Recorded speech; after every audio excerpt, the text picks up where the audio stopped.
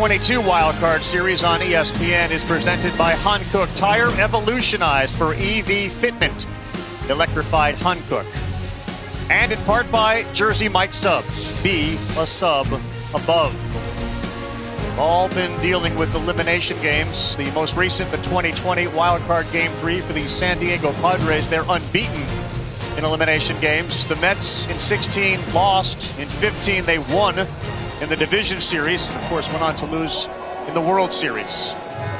None of that history really matters to the players on the field, and certainly not the first-year managers.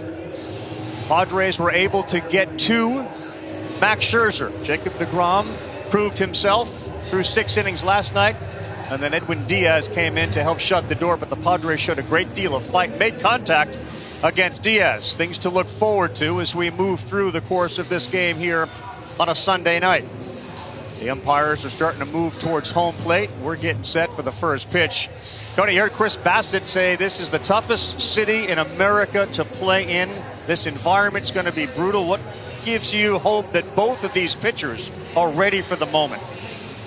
Well, I think you don't know you're ready until you get out there and find out. I think the waiting is the hardest part right now, this part right here, when you're brooding.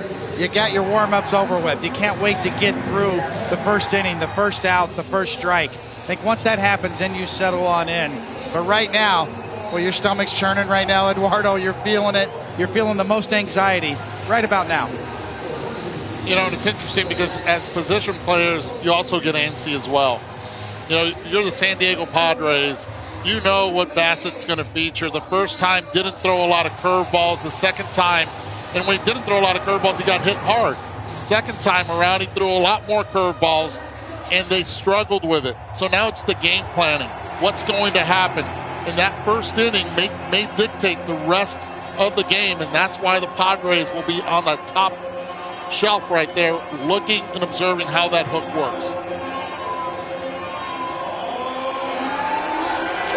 Alonso, the first one out, and the New York Mets take the field here at Citi Field.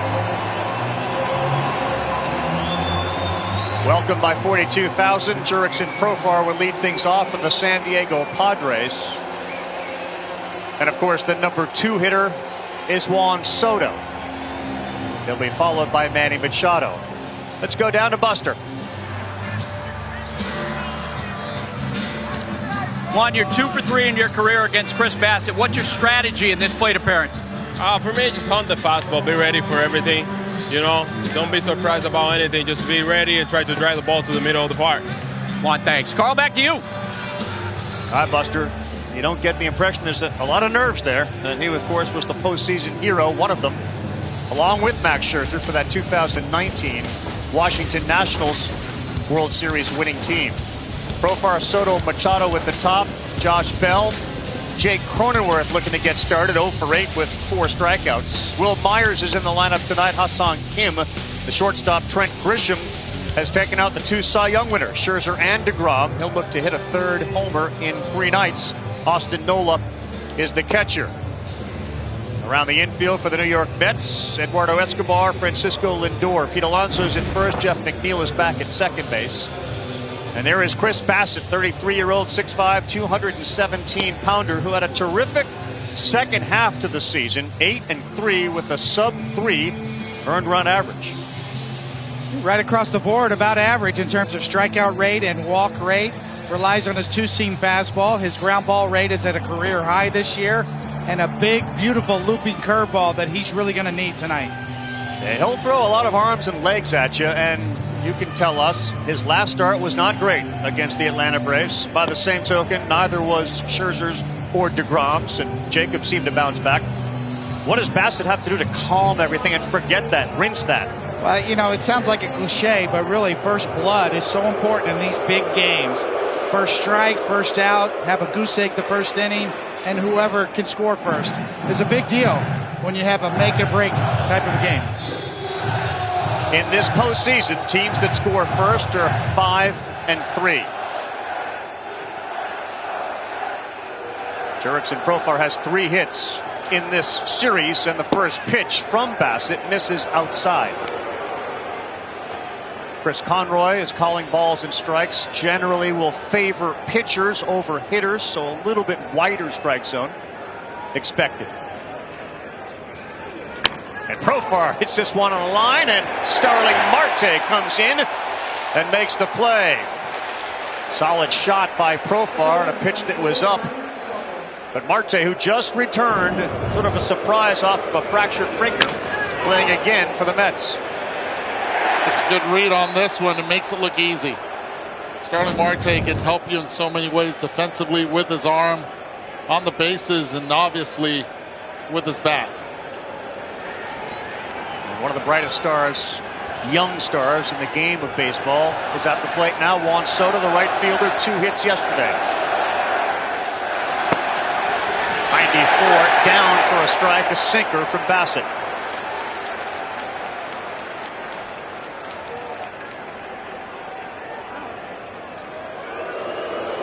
Mets will throw a 3 on the right side of the infield, expecting Soto to pull. Here a grunt from Bassett. He's ahead 0-2.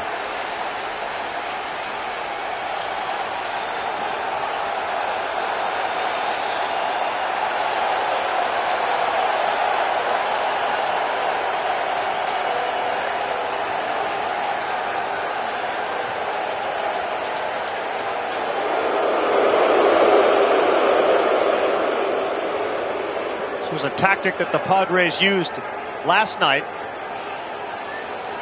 DeGrom would get into a rhythm, they'd call time.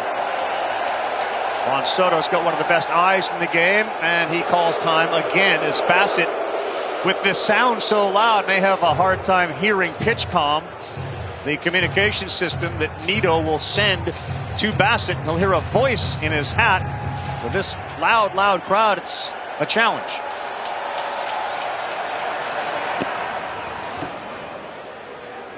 Kind of part of Bassett's game, though. He will make hitters wait.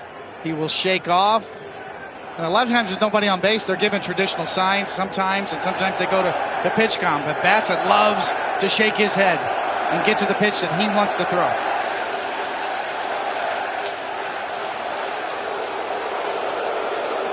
And really interesting, the 0-2 pitch, Nito had to go to the signs. This time tried to go again to the PitchCom. See what he goes down with here. Bassett ready. And a slow roller. Soto out at first by half a step. Good play by Eduardo Escobar. The ball that was really slowly hit to him. No panic at all by Escobar on this throw. He fielded it, did not try to rush it. Sometimes it's about that clock. Escobar, being a veteran player, understanding the speed of Soto, two-handed and made a perfect throw to Pete at first. And that'll bring up the third baseman, Manny Machado, who during the regular season blasted 32 homers and drove in 102. Mark Hanna is in left field. Brandon Nimmo is in center for the Mets, Starling Marte in right.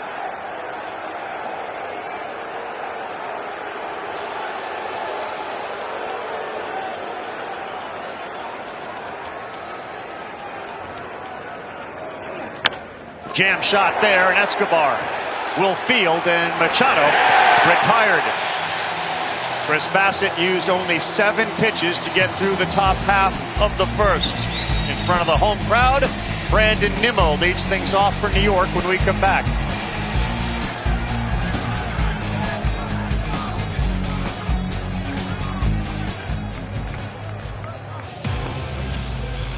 So the New York Mets, of course, 101 wins, tied in the National League East at the top of the Braves. They lose the season series 10-9 by virtue of being swept the second to last series of the season.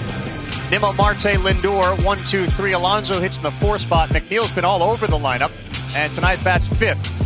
It'll be Canna. Daniel Vogelbach gets the start. Eduardo Escobar at third base, and Tomas Nido. Joe Musgrove is a big dude out there on the mound. 29 years old, 6'5", 230 pounds, 3 years with the Pirates, signs a 5-year, $100 million deal, is an all-star this year in front of not only his family, but all the people he grew up with back home in San Diego. And what an opportunity for him tonight. Yeah, a huge game. The kind you think about in your backyard as a little kid. Yeah. Playing against your big brother.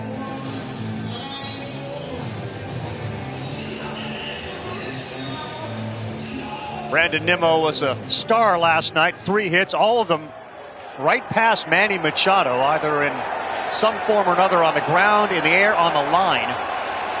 He said that was more about the pitch location than anything else.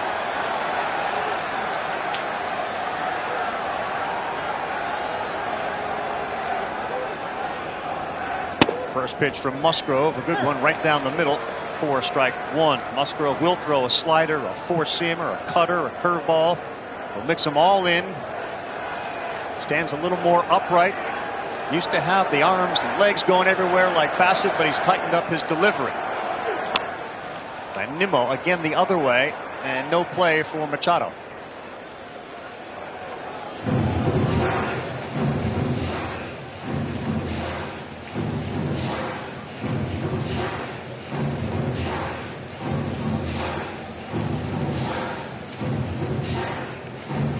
Nimmo from Cheyenne, Wyoming, wanted to be a bull rider when he was young. This is baseball's version of a bull ride, an elimination game.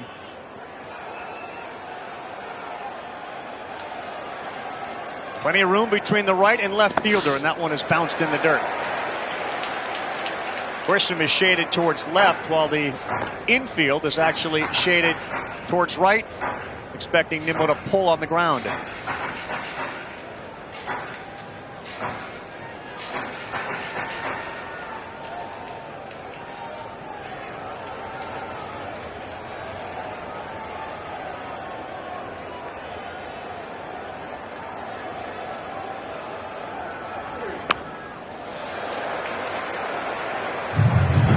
Musgrove continues to pound Nimmo in.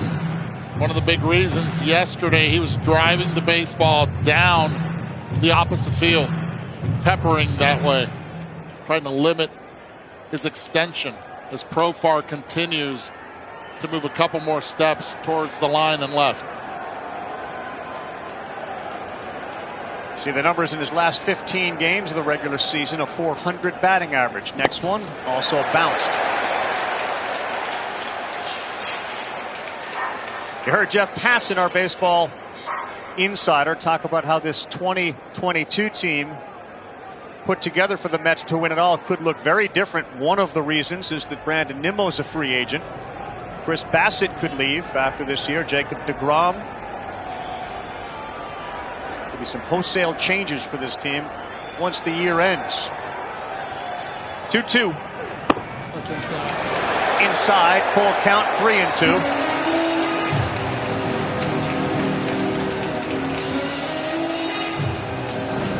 Here's a great at-bat by Nimmo and a great take. Inside, it's where they've been pitching him. He's seen everything, the cutter, the fastball, the slider, the changeup. Nimmo in the air, shallow left. Ha-Seong Kim's calling it. The shortstop goes far out into left field to make a nice catch. Great job by Ha-Seong at short. They've been so happy with his defense. It's been elite defense. Goes back, he understands exactly where Profar is. He puts his hand out, calls for it.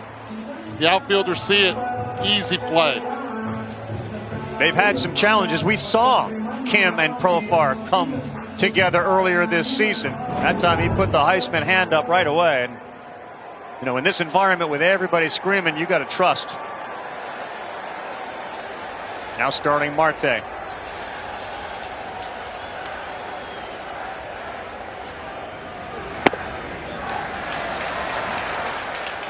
Ha-Seong Kim covered 76 feet, says our good buddy Sarah Lang's working research behind the scenes for us tonight. Yeah, he's the only one that could have made that play. Yeah. Marte beats that into the ground, and Kim will throw across the diamond. They're a 2 down.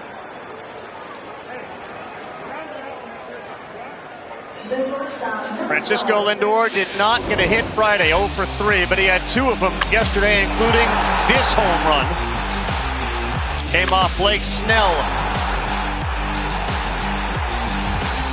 And since baseball players are creatures of habit, he was back out here roughly the same time, taking some extra batting practice. He was followed by Pete Alonso, who did the same thing yesterday and also hit a homer.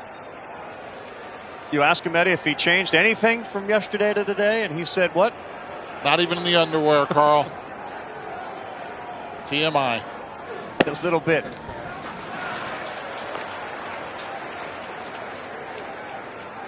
Lindor, who signed the massive contract, has had a spectacular season and is the Mets MVP candidate the same way Machado is with San Diego. The 1-0. 2-0.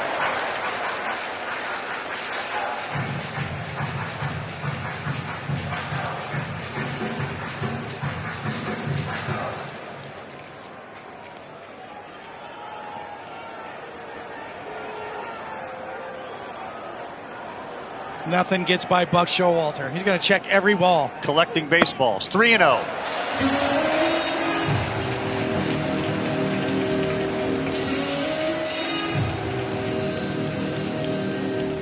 All right, first decision. Green light for Lindor? Absolutely.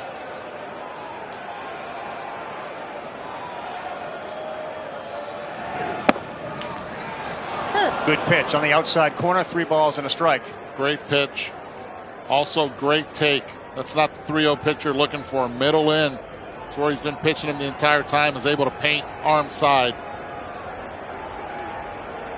Padres have 3 on the right side, and Lindor lifts this one.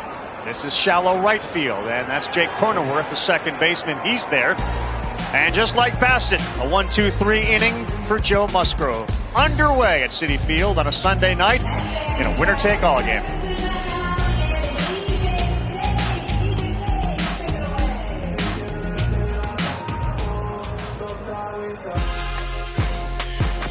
Well, they've been doing it for a long time, so long that, in fact, when Buck Showalter was with the Yankees the last year of Bob Melvin's career, he was a backup catcher on the team. And the connections in this series, Buck Showalter, Manny Machado in Baltimore. Of course, the manager, Bob Melvin, Chris Bassett, Canna starting Marte, all with Oakland. Bob Melvin described Bassett as perhaps his best friend in the major leagues. And now Bassett pitches against him. Of course, Soto and Scherzer with the Nationals in the World Series in 19. Melvin and Canna each went to Cal. As Josh Bell looks at strike 1.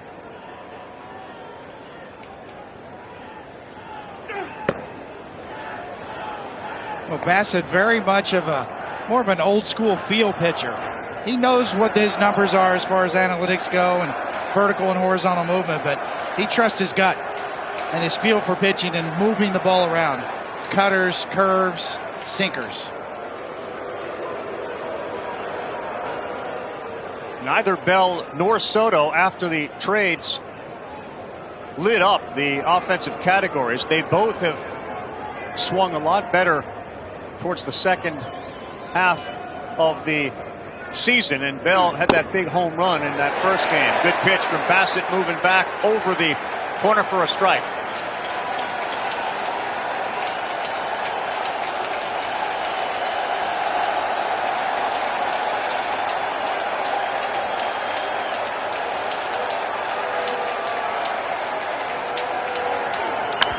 On the ground, Alonso can't get it. Josh Bell will deliver the first hit of the night, a single underneath the first baseman's glove. Well, Bassett shook off 5 times to get to this changeup. Josh Bell found the hole. You can see the grip. Tries to turn it over, kind of yanks it down and in. Josh Bell just drops the helmet on it and finds the hole. No chance for Alonso, and that brings up the second baseman, Jake Cronenworth.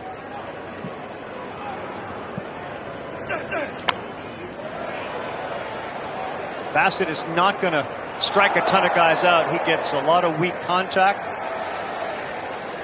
You know, the average exit velocity off the bats on pitches thrown by both of these guys. 90th percentile. They get a lot of ground ball, weak contact. And Cronenworth, there's one of them. Alonso will think about going to second. He had a big body running down there. And, you're not going to throw it by Bell if he's in that baseline, so he wisely held onto it and stepped on first. Agreed. Soft hit, too, on a curveball from Bassett. So take the out.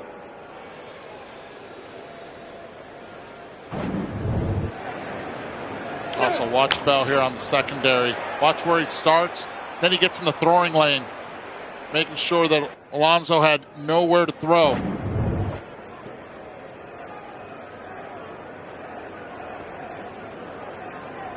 San Diego 2 for 10 with runners in scoring position, trying to break through first. Here's the veteran Will Myers. Swings at the first one, hits it hard. Bell retreats, and Lindor throws it across to Diamond. Boy, Bell almost got caught in no man's land. He realized, I got to get back. Straight panic mode right there, because that first step was to his right with all intentions of going to second base and with all intentions of going to third. Instead, veers back to the bag smartly, and Lindor, without any hesitation, goes a strike to first. You're starting to see a little pattern develop. Padres very aggressive first pitch swinging. 6 guys have come to the plate. 3 of them have swung at the first pitch. Padres came in with a plan this series to hunt fastballs. And they've hit them well up to this point. Bassett got him on the ground so far tonight. Kim does not offer, and then looks back. That is a called strike one. Bassett getting ahead. Really good breaking ball hitter. Has struggled with velo, but you cannot let his hands get extended, his arms get extended. Sneaky pop. On the season, 11 home runs, 59 runs batted in. The former KBO star who has shined defensively for San Diego. A little too far in that time from Bassett.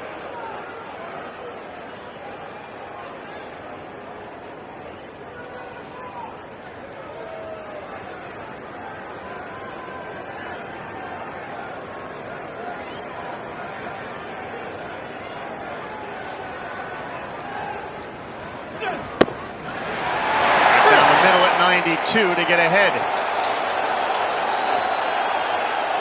Every time there are 2 strikes, the crowd comes to its feet. 8:29 in the morning in Seoul, Korea, and they're on their feet as well over there for Kim.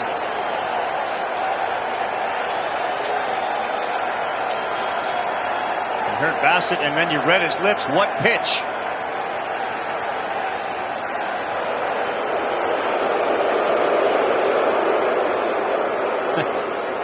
Like a quarterback in a football stadium that's really loud, wanting the home crowd to be quiet so we can share our signals.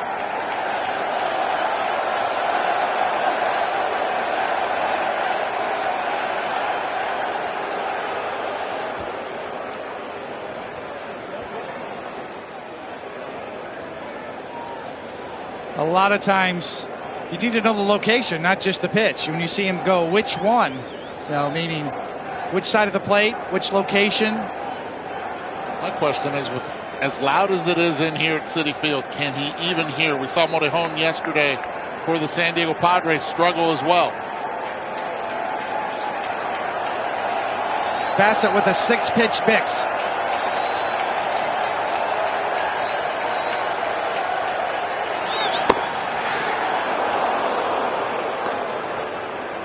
One of the observations made of Bassett in his last start against Atlanta was that he was overthrowing, trying too hard. Are you seeing more control from him? So far, so good. I mean, when you see him getting ground balls, that's his formula. 2-2. Good eye, and this is something the Padres do better than any team in baseball. It's not only Juan Soto, he's sort of the ringleader, but they all are very selective and force the pitchers to throw it into the strike zone. Trent Grisham, who's arguably the most dangerous hitter for the Padres, is on deck.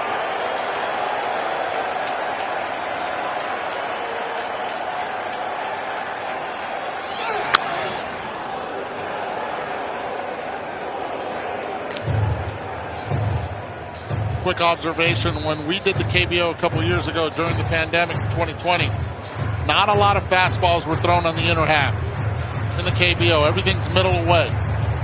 So far with Hassan Kim, what we've seen here, very uncomfortable middle in. Yeah, late on that one, and he didn't really even get that one in. So Bassett's two-seamer, a good match for Kim in. Nimmo is deep in center field, and the only throw that Marte, with his broken finger, made sailed over the third baseman's head, something that the Padres are aware of. That's outside, and Hassan Kim will go to first base with a walk. Here comes Trent Grisham, who has done significant damage in this series against the Mets. Took Max Scherzer out, and then in game 2 against Jacob deGrom, Trent Grisham went yard the other way. Grisham, one of a handful of Padres who really turned it around late in the season. And how about the names on this list? Homers in consecutive games against Cy Young winners.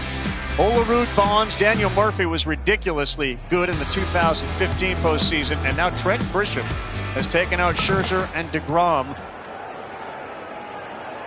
I call that the so what crew. So what that you want to Cy Young. Right. Here's Grisham, first pitch, off speed, and it's down. Every spot is a big spot when you have runners on in this elimination game. And now Bassett behind 1-0.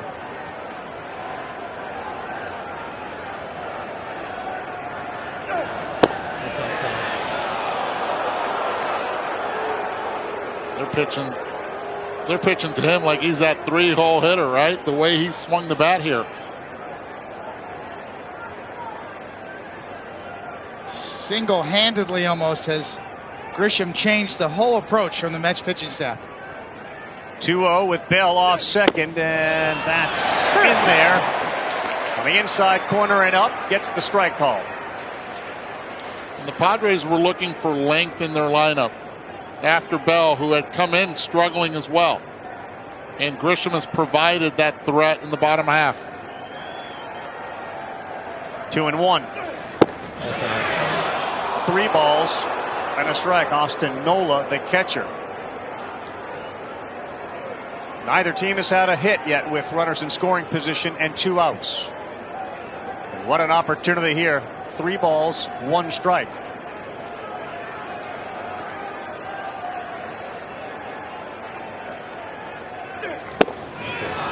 And he walked him, back-to-back walks, and the bases are loaded, second inning.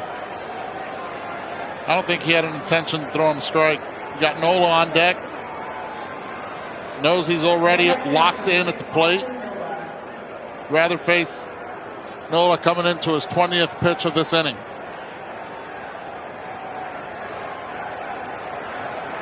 Two down, bases loaded. Aaron Nola outstanding yesterday for the Phillies in a win over the Cardinals, and now Austin's first chance, and he looks at strike 1.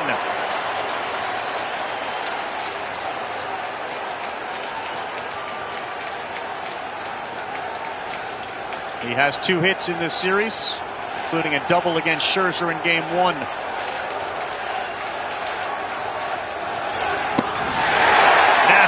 Nasty sinker, ahead 0-2.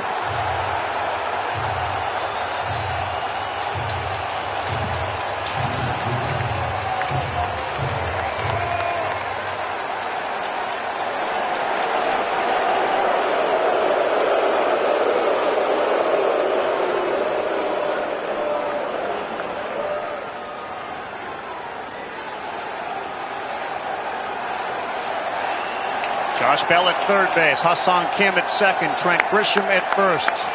First scoring opportunity of the night. Bassett shakes off Nito several times, which causes Nola to back out of the box.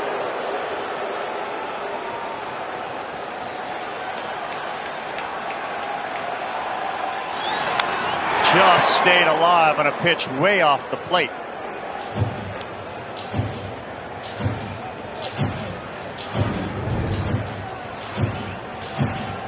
Another look at the spin on that slider, just off the end of the bat.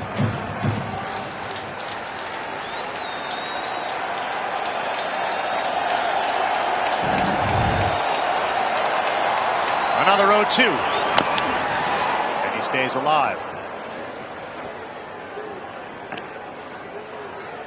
You know, the environments are only going to get louder. The intensity is only going to increase as the playoffs move through each round. As hard as it is to hear pitch count, that's going to be a problem the rest of October and into November. Yeah, if ever there was a candidate for the pitcher to wear the pitch count and can control it, it'd be Chris Bassett. 0-2. Nola doing a good job staying alive, and Bassett's pitch count here in the second inning continues to climb. He has thrown 25 pitches this inning. And I'm curious as to next year with the pitch clock, if pitchers would be allowed to sort of call your own pitches. We see Chris Bassett a little bit frustrated trying to get to the pitch he wants to throw. Could wear a wristband and call his own pitch. Yeah. Makes sense on a lot of levels.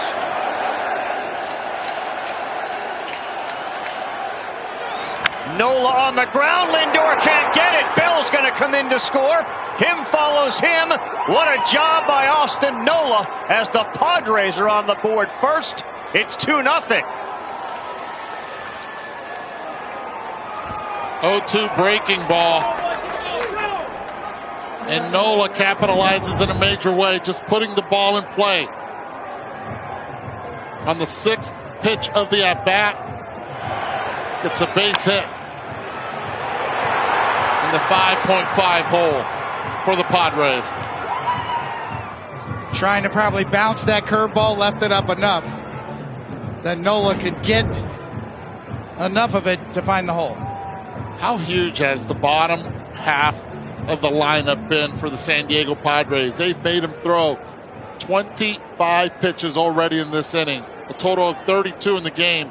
But just the production that they've had in game 1, and now tonight, early on in this game, quieting the crowd. Grisham scored 3 runs, game 2. 7, 8, 9, or 7 for 20 in the series, and that is a massive at bat for Nola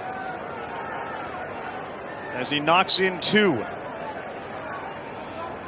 And now Profar is at the plate.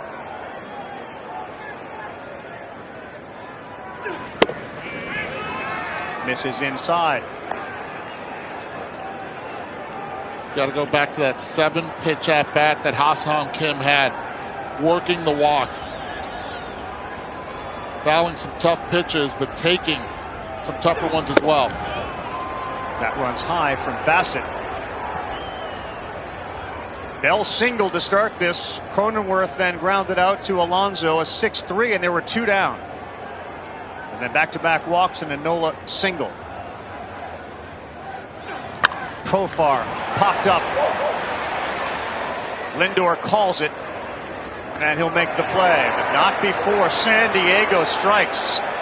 Aaron Nola moved the Phillies into the next round. Austin Nola puts the Padres 1 step closer. Trying to get on the same page. And when they agreed on the breaking ball, Austin Nola was ready. Bottom 2 coming up at Citi Field. The Padres 2, the Mets nothing.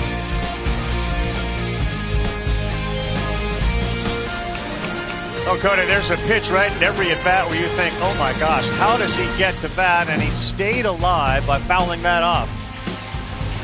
Just barely off the end of the bat. That one, the curveball stayed up. And Nola hits it hard and finds the hole.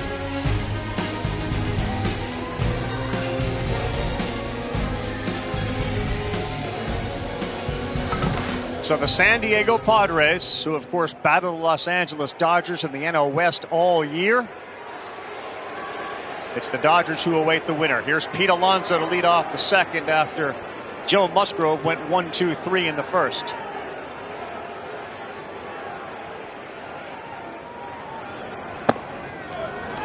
Great breaking pitch in there for a strike. You're wondering teams that score first are 79 and 47 all time in winner-take-all postseason games. A note from Elias, 79-47. Up and out, 1-1.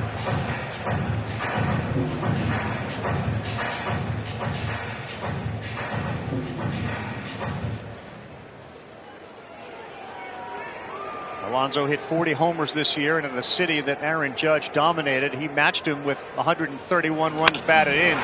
This one to left, coming in hard, Profar, and he makes a nice running catch. Really good read by Jurickson Profar, who has metrically done an outstanding job in left field. Quick jump, he was playing Alonso pull side, and as soon as he hears the bat break right there on the jam shot, he knows exactly that he has to break in. Quick reaction. Coming in, no panic. And here comes Jeff McNeil, huge hit last night, who's hit .351 with a .455 on base against San Diego during the regular season, and he slashes one foul.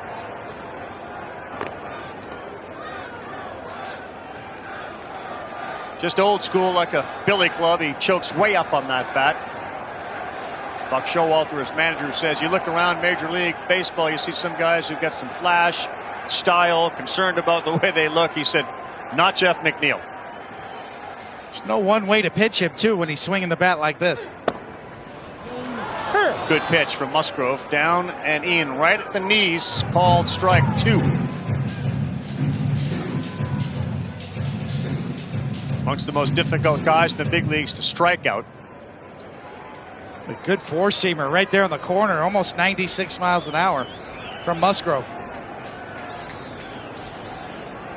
And McNeil rolls that one over, off the bag!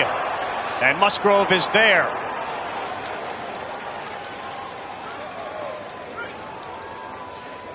Couldn't tell if McNeil was slow out of the batter's box. He may have thought it was going to go foul, or did he run hard the whole time? Coming out of the batter's box, he right there, hesitation, didn't know it was going to be fair or foul, but took a look at it. By the time it hit the bag and Myers had made the play, it was too late for him to regroup. Quietly, a really good play by Myers to barehand that ball. Get it to Musgrove. He makes this look easy. It's a quick adjustment, very athletic move from Myers. Musgrove right where he should be. And you do wonder, would it have been a much, much closer play? Could he have beaten it out if he had run? Mark Canha next up. He's made a living in this series fouling balls off. He's not resulted in any hits yet, 0 for 7. Yeah.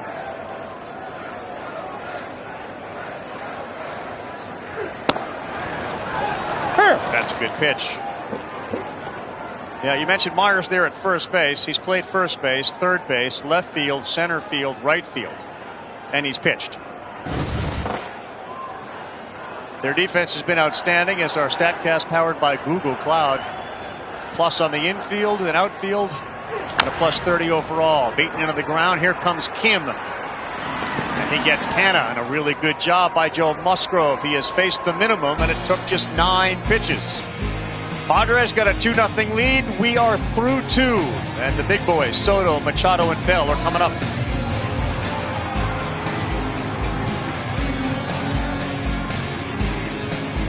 Bob Melvin, you know Bassett better than anybody. What'd you make of Noah's plate appearance against him? Yeah, it made him work. You know, made him throw some pitches, fouled off some really tough pitches. You know, waited on a breaking ball and got the good piece of the bat on it. So those are the type of tough at-bats you need to throw on him. Last night, tonight, we're seeing a lot of your guys at the plate call timeout, seemingly slow down the plate appearance. Was that something you guys talked about coming in, or something that's developed organically? No, I think it's just developed. You know, you want to take your time. You want to make sure you got your wits about you, and then their guys like to work pretty quick. So a little bit of a balance. Bob, thanks. Carl, back to you. Buster, thank you. Bob Melvin came over from Oakland as boss Billy Beane realized really good opportunity here in San Diego, and as much as I'd love to keep him in Oakland, I'm going to recognize this is a huge opportunity for Melvin. This is an ownership group. Peter Seidler, like Steve Cohen here, really invested in winning.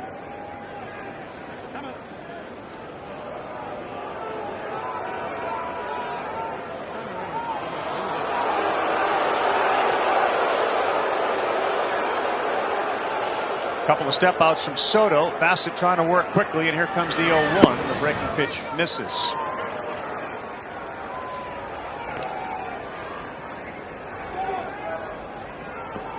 Soto Machado 3 for 18. The 7, 8, 9 hitters have done more damage. 7 for 20.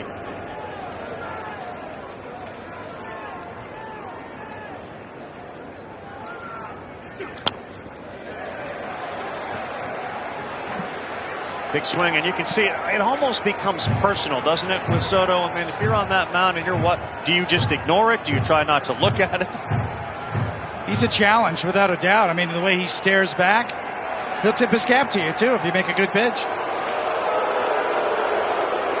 And at some point, I wonder what impact all of these timeouts would have on a pitcher.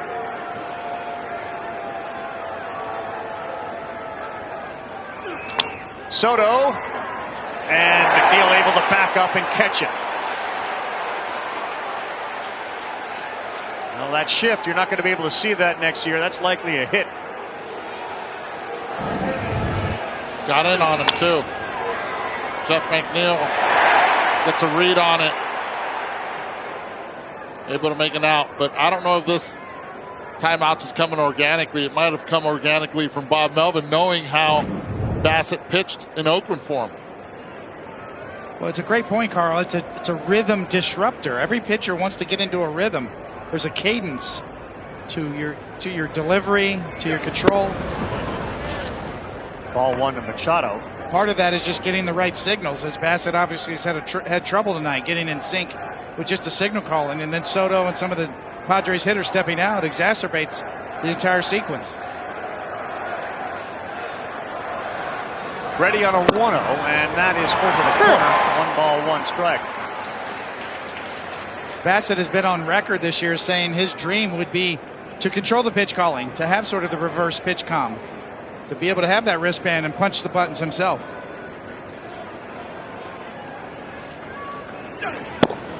Would that be your dream if you were a pitcher? Would you like that? I think that's something that needs to be looked at if we're going to move this forward.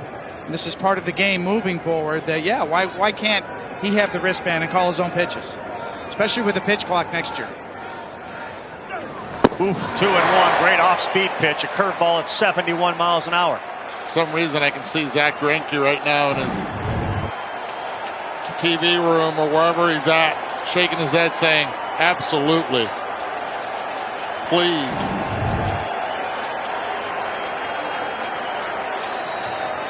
Well, ironically, being down 2-0 has allowed the crowd to be a little more quiet, and the communication's been better. But it's 2-0 San Diego. That's a good pitch, and caught looking. Manny Machado saw a 71 mile an hour curveball, and that's a 93 mile an hour fastball. And he's had some sink since the first pitch of the game, and he's been able to hit those spots down there. Chris Conroy behind the plate, who last year umpired in the World Series, sees the kiss at the bottom of the strike zone. So Machado back to the bench. He's 0 for 2. That was strikeout number 1 for Chris Bassett. Here's Josh Bell, single his first time up. Difference in today's game is Manny Machado could go right to the iPad and find out whether that caught the zone or not. Okay.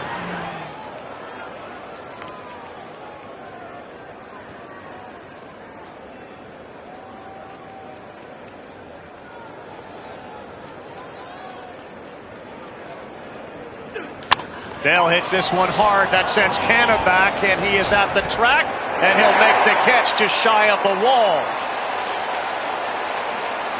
Josh Bell retired.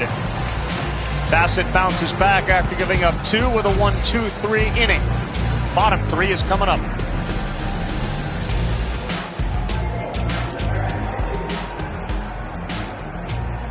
Show, Walter. Just talked to the home plate umpire. I'm guessing it was about all the Padres hitters calling timeout, stepping out. What did he tell you? Well, you're assuming that's what it was. What else we got? What do you think of the impact of all these guys stepping out, calling timeout? Nothing. That's Chris is fine with it. His tempo's always dictated by himself. So the more they am, that's kind of he's had that all year. Okay, Buck. Thanks. Okay. Carl, back to you. All right, Buster. Thank you. And guys, Is Chris Bassett dictating the tempo right now, or are the Padres hitters dictating the tempo?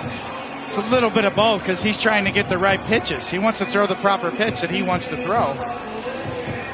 And obviously the Padres are sensing that, so the gamesmanship is keep slowing him down. Keep trying to disrupt his rhythm. It's understandable. I don't think we'd be shocked if the Mets started to do similar, calling time a little bit. Musgrove's been locked in so far. Here comes Daniel Vogelbach, the 7-hitter. And that's ball 1. Vogelbach against Musgrove is 1 for 9 in his career with 5 strikeouts.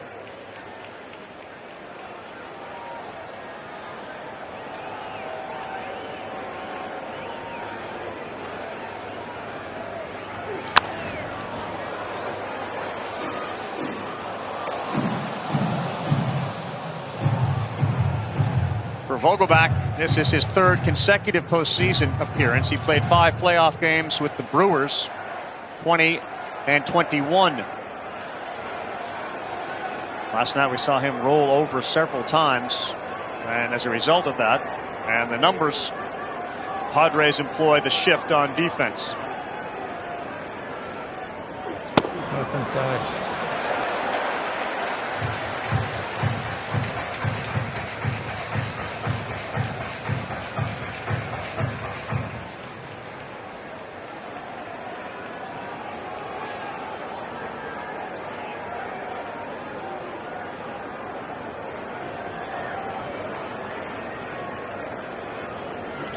And there it is. He rolls it over. Myers snares it and is able to step on the bag. Second nice play by Will Myers at first base today. Now that ball was scolded over there.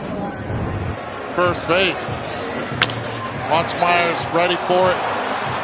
Skips towards his left. Hits the webbing of the glove and just keeps it in front of him. Not shying away from it whatsoever. Musgrove's there, but no need. So Vogelbach retired, and Musgrove, who threw the first no-hitter in franchise history on April 9th of 2021. It's off to a fast start. It's Eduardo Escobar, and the first pitch in there for a strike. So you throw a no-hitter in San Diego, and the resident brewing company names a beer after you, the No Joe Double IPA. Going to chase it is Machado. It stays up in the air long enough, and he's there to make the play. I am so jealous. I mean, you had that. Nobody offered a. Wow, that's fantastic. Yeah. There's a big difference, though. Even though you were perfect, you did it in New York. He did it for the first time ever with a Padre uniform. I want an IPA. No Joe Double IPA.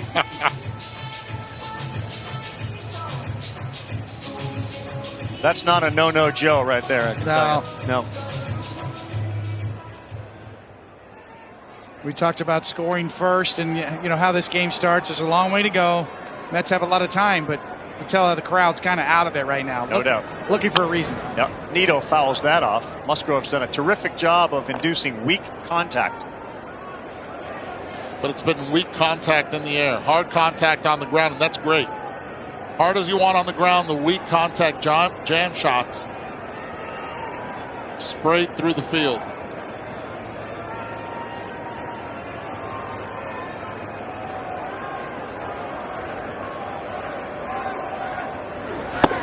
Good pitch, 0-2. And Eduardo really just summed up the modern day approach of hitting. The hitters will all tell you, the hitting coaches will tell you, you hit it hard on the ground, it doesn't matter, they're going to catch it. That's what they do. You've got to elevate the baseball, which has led to launch angle, strikeouts, and home runs. And there is a strikeout. Nito chased out of the zone. Joe Musgrove has been outstanding through 3 innings as he has kept the Mets scoreless and hitless. We are through 3. Musgrove picks out punch out number 1.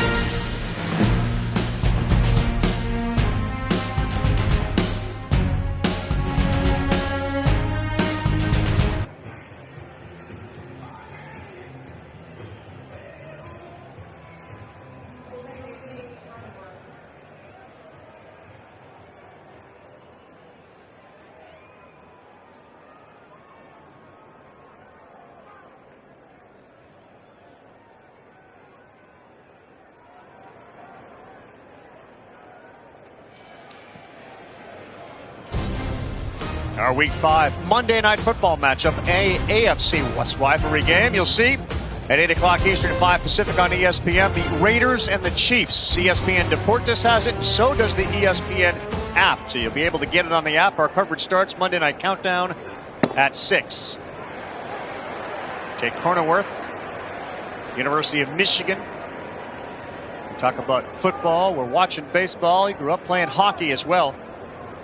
Behind 0 balls and 1 strike. Keep an eye on the Padres hitters stepping out. Now, next year, a lot of the onus on the pace of the game is going to be on the hitters as well as the pitchers, as that one misses inside.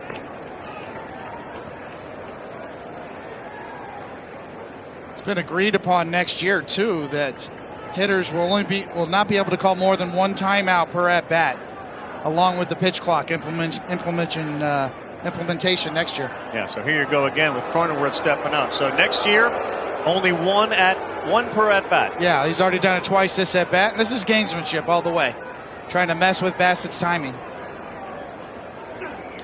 Cronenworth pulls that foul. Any responsibility of Chris Conroy, the home plate umpire, to say no, get in here?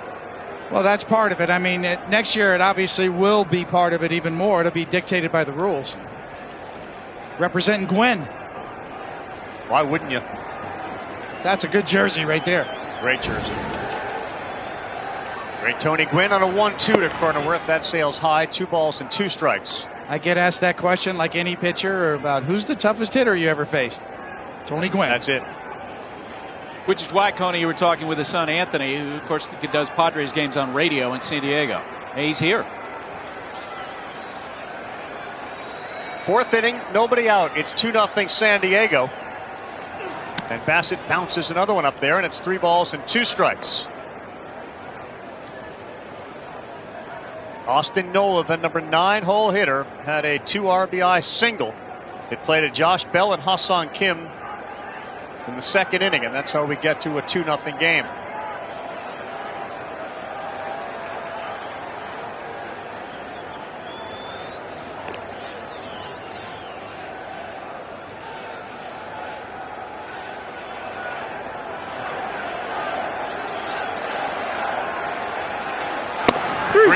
Called strike 3. Bassett's second, punch out first looking, and a leadoff man down in the 4th.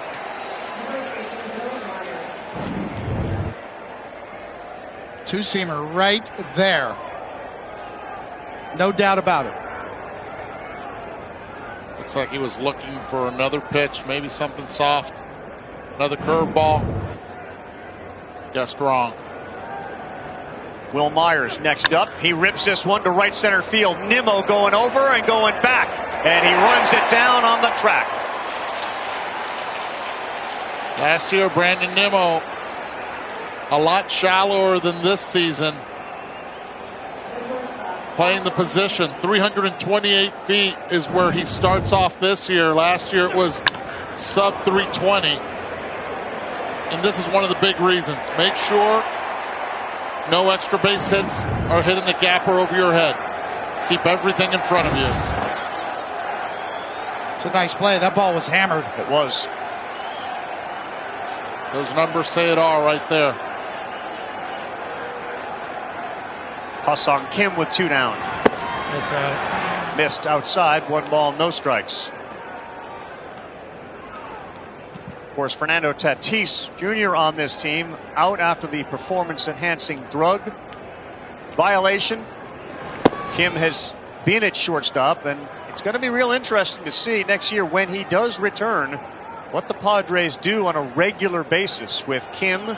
Does Tatis Jr. go to center field and play there all the time? Does he play it some of the time?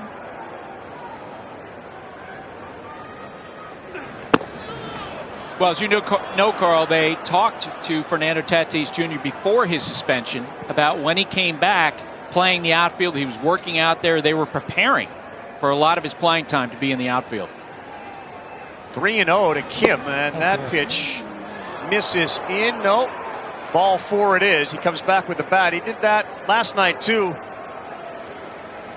where he starts walking to first, and then he realizes I got to give the bat boy the bat. That's a nice gesture right there. A lot of guys sometimes just drop the bat and go all the way to first to make the bat boy run out there. He's got a lot of gear.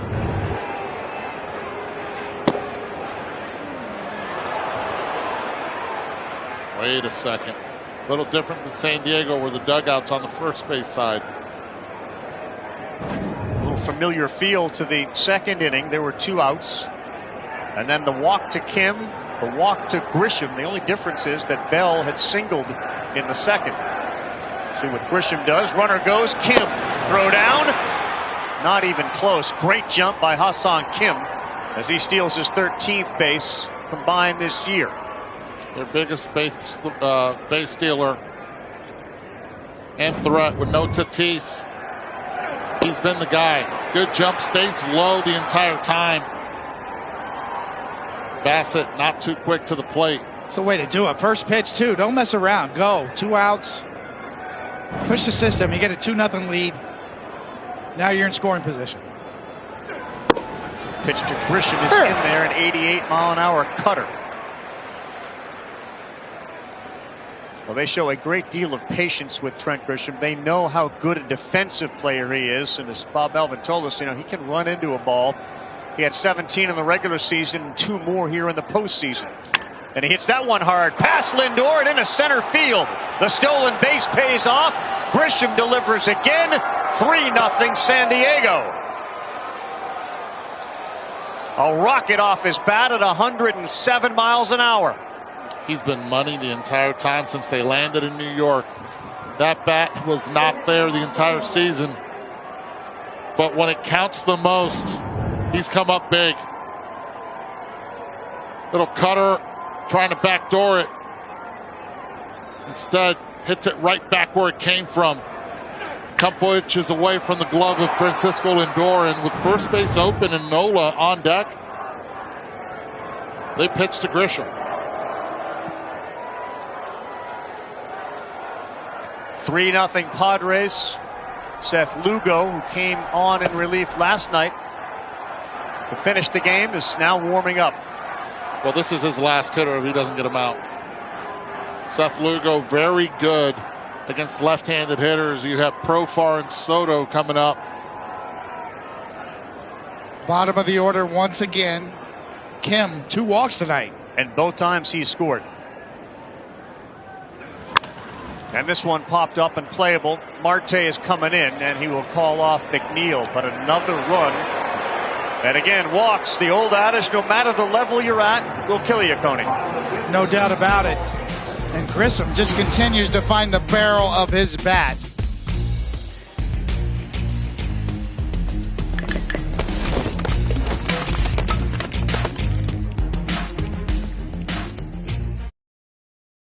Getting brought over here with obviously Jake and Max, I knew the chance to pitch in big games was obviously pretty high.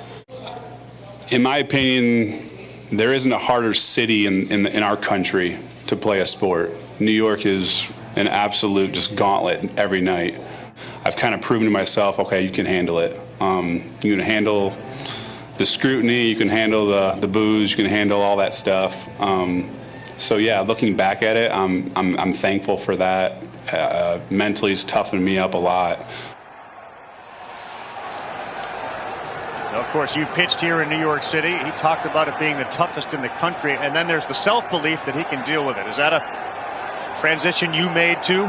I think everybody does when they come to New York. You have some preconceived notions about how tough the fan base is, but in reality, they're just very knowledgeable. They anticipate the flow of the game. They come to cheer.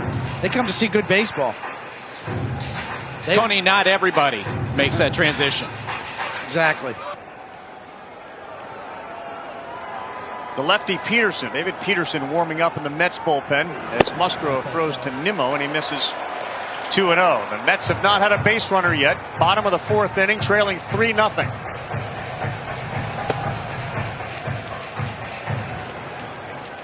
We saw Lugo warm up last inning. That was just potentially to get out of a tough inning. Right. Now you go to your long man. Gets the call on the outside corner, 2-1. Profar and Soto due up. Left-handed hitters. While the ghost runner at second base in extra innings doesn't apply, the facing 3 batters still does for the relievers. 2-1 Nimmo, another bat broken. Cronenworth makes an easy play, and Joe Musgrove is ruining baseball bats tonight. Hitters are going back into the dugout, not too happy, and right now, not a pretty situation because Musgrove, when he's on, he's a number 1 anywhere. That's how good he can be, and the Padres know that. El Cajon, California is where he grew up. His parents are Mark and Diane. They live there. They get a chance to see their son playing home games. Starting Marte steps in. And the first pitch strike. His dad was diagnosed with an autoimmune disease, a disorder, and he was paralyzed for several months. Joe was a sophomore in high school, and with the rest of his family members, had to take care of him. He spent days by his bedside in the hospital. And a check swing called a strike. And over time, he and his dad would discuss Joe's desire to be with the dad. And the dad would say, you got to keep playing baseball. And it was really that impetus that kept Musgrove focused on the baseball, while at the same time, obviously being very concerned about his dad. Subsequently, he's recovered to the extent that he can now get up, walk around, go to all those baseball games, and spend great time with Joe. And you know, they're loving the way their son is pitching right now. He gets the ground out from Marte. And so is the entire city of San Diego and all the fans out there all over the country. Big inning was that shutdown inning after they scored 2 in the top of the second. Average exit velocity on his pitches tonight, 79 miles an hour. It's a contact management night for Joe Musgrove. Yeah, in fact, both of these guys, Bassett and Musgrove, top 10 when it comes to just that. Exit velocity off the bat. They both make a living inducing weak contact. Off the handle or off the end, for Musgrove especially. The 1-0 Lindor. That's called strike. Musgrove doing a good job moving the ball around the strike zone. Yeah, his stuff is sharp. Velocity seems to be just up a tick. His control, spin rate on all his pitches is up.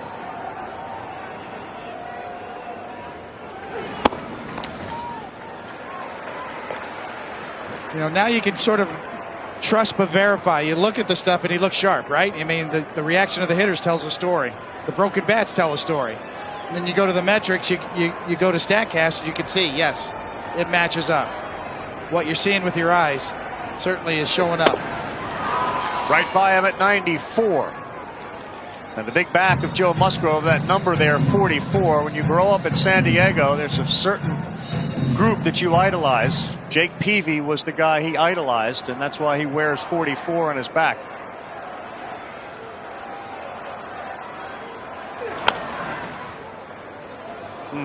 Lindor fouled that off of his right leg, and that hurt. Right on the knee part, though. That's scary for any hitter. Right around the knee area.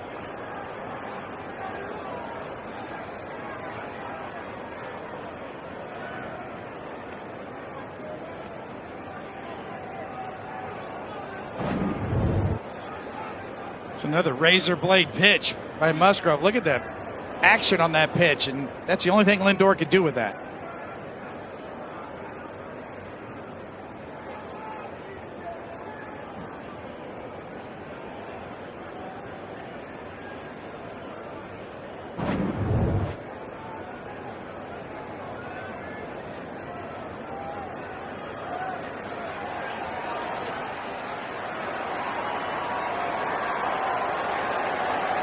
Buck Showalter, who has done literally everything in a baseball field, including maintaining it when he was growing up, picks up the bat for Lindor. And now the crowd tries to get some support behind him.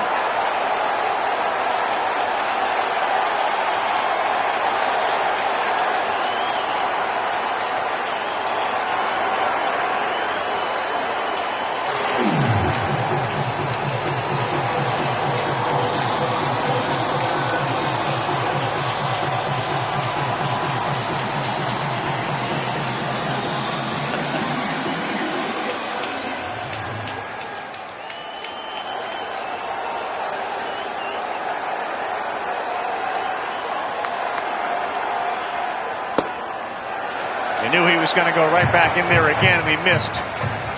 3 balls, 2 strikes. Makes contact. You have to keep an eye on Lindor to see how he will be running. 3 infielders on the right side. 3-2. Lindor, swing and a miss.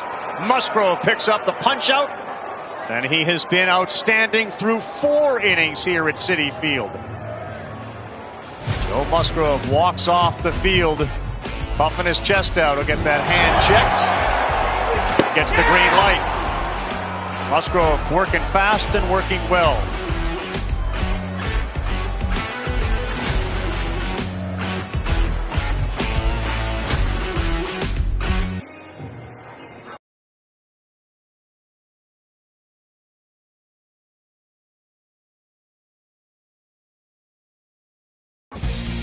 The 2022 Wild Card Series on ESPN is presented by Hankook Tire. You can enjoy the thrill of the postseason with the MLB app. Get daily lineups, live pitch-by-pitch coverage, and more in our free app with over 150,000 reviews. Download the MLB app today. Lindor back on the field. New pitcher in for New York. And that is the lefty David Peterson. 19 starts this year, 9 relief appearances. An ERA of 3.83. Overall record of 6-5. It's a move Buck Showalter has to make. Turns Profar around, and Peterson's first pitch, 94 for strike 1. If you run Bassett back out there and a runner gets on base, then you got to bring a reliever in anyway. Better off starting with a clean inning. And a good start for Peterson as that slider gets ahead 0-2.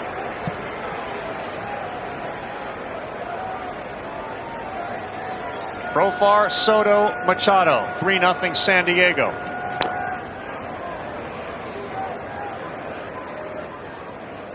Sometimes a reliever can give you the jolt of energy you need in big games like this.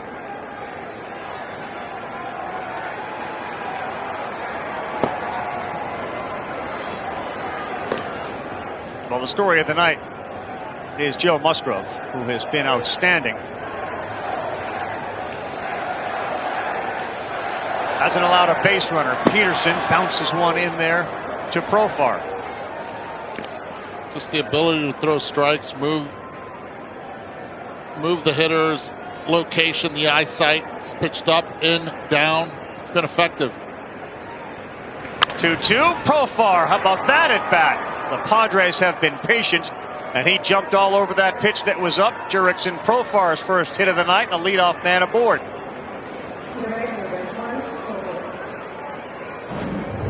Profar got hurt there also on the tag by Pete. Hard tag at first base, cut her up. Profar turns on it. Tried to throw behind the runner.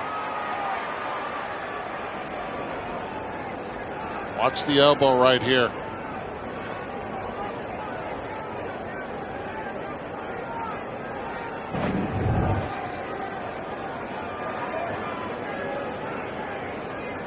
Looked like the NBA in the 1980s right there, right? Blocker charge. McNasty. Soto laid a bunt down. Peterson to first. Good play. Came flying off the mound to get Soto, but into scoring position goes Profar. How about Juan Soto sacrifice bunting? Oh, this one he was trying to get a base hit out of it, try to push it towards third. And it looks like he would have had it if he would have hit it a little bit harder towards Escobar instead. Not the angle that he wanted. Trying to press right now a little bit. Juan Soto not feeling himself at the plate, starting to get a little late, but did get 2 hits yesterday. Nice little play by Peterson there, getting off the mound. And not an easy catch, too. He threw that inside. And Alonso is there. Here's Machado, 0 for 2 tonight. Been much better tonight, though. Runners in scoring position, and Peterson's first pitch misses down and in. Once again, the bottom third of the order has been huge tonight. 2 for 3, both runs. I should say 2 of the 3 runs, and all 3 RBI. And Manny the other way into right field. That's going to bring in the run. Soto's bunt moves the runner to second. Profar is in. It's all Padres now as Machado delivers. 2 instances already in this game that you've looked with the runner at second base, first base open. One was Grisham swinging a hot bat. Peterson facing Machado, left on right, first base open with a switch hitter on deck and a lefty behind him. They decide to pitch to him, and he goes the other way, not trying to do so much. So Manny Machado contributes. Now Josh Bell moves to the right side. Swings at the first one and sends it to the seats down the first baseline. What a great Go ahead, Eduardo. hitting by Machado. Understanding where the defense is, how they're going to try to attack him, not allowing him to drive the ball. Two-seamer down and away, goes with it. Just a lot of good at-bats this whole series for the Padres lineup. Bell, right field. Marte is there, and Machado retreats to first base. They've got in on the hands of Josh Bell.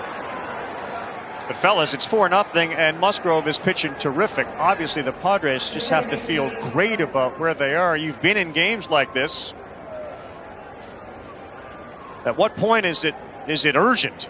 Now, right now, especially because you made the move. Your Buck Showalter, you made the move to the bullpen, and now they add on immediately.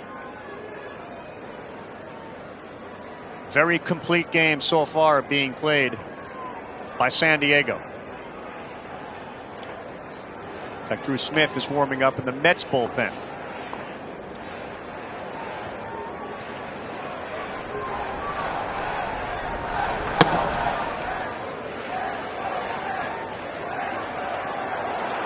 Close play.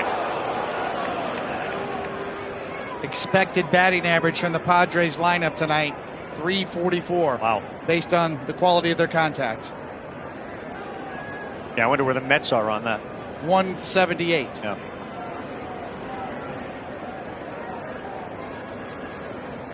Cronenworth would like to join the hit parade as Manny stays put at first. And he will likely not, as the ground ball is fielded and the throw is made by Escobar.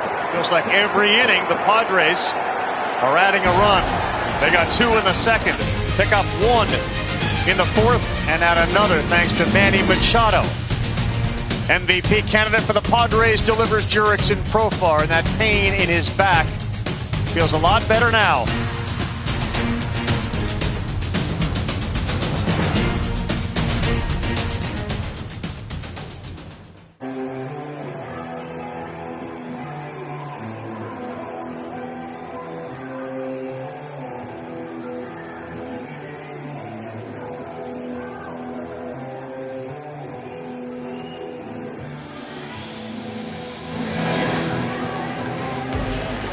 MLB's RBI program designed to support organizations that provide baseball and softball playing opportunities for youth in underserved communities. For more information, you can visit MLB.com/RBI. Dominant performance by Big Joe Musgrove for San Diego. It is 4-0, bottom of the 5th. Alonso, McNeil, and Canna. Nobody has been able to figure him out. He has been dynamite. Pitch count is so efficient, 47 pitches.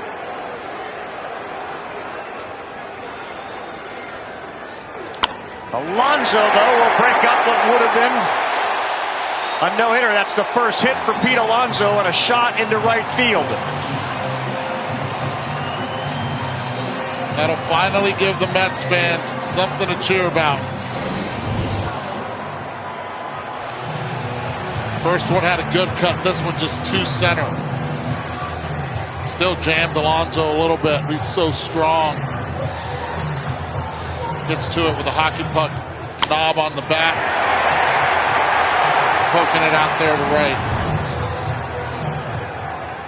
This is Musgrove's first career postseason start. He did make 7 relief appearances in 2017 with Houston. ERA over 8. Now McNeil. And he pulls that foul.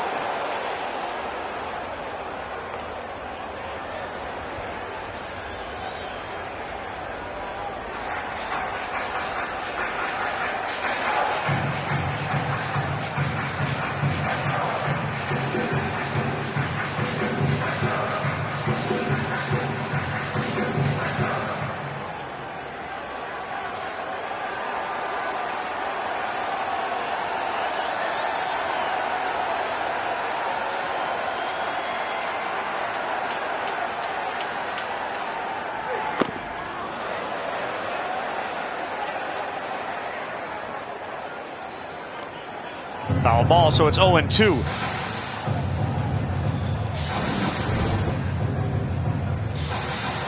Check swing, caught the barrel.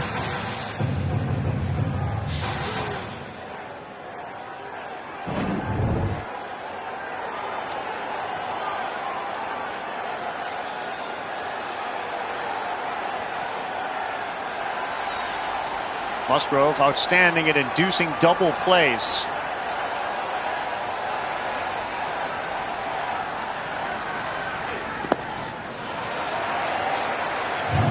Really good block once again by Nola.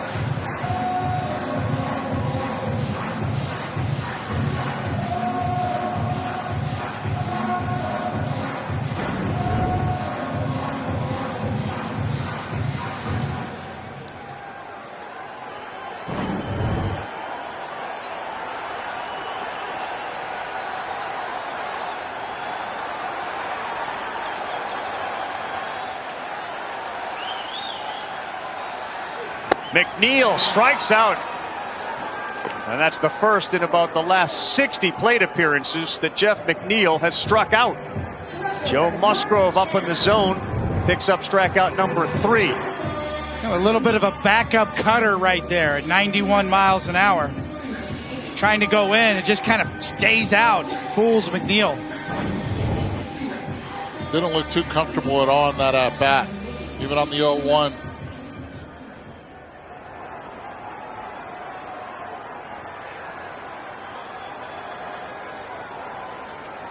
Canna grounded out to the shortstop his first time up. It's Musgrove.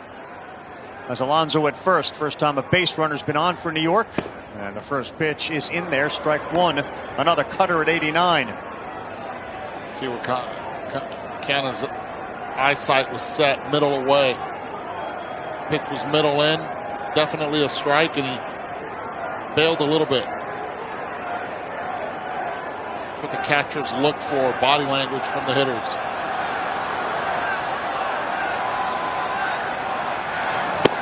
Yeah, Canna missed badly there, and a really good curveball to get ahead 0-2.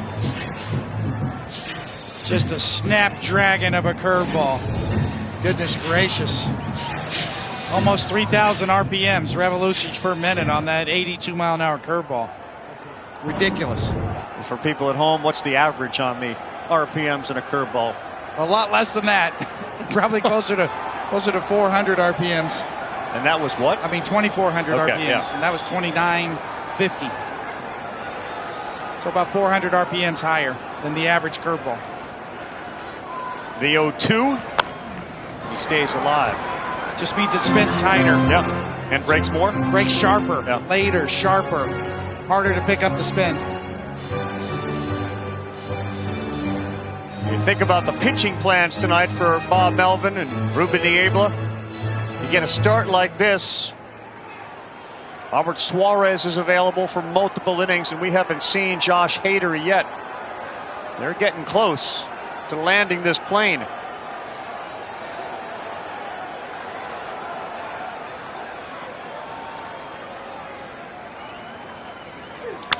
Canna hits this one hard, right center field. Grisham going back, all the way back, makes a great catch at the wall. Trent Grisham doing it all as he fires it back in. What a play by the center fielder.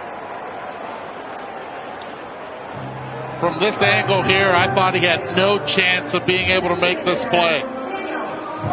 That's the number one reason why Trent Grisham started game 1, game 2, and now game 3. The bat has been dynamite, but the defense all season long, 98th percentile. In center field, excellent play.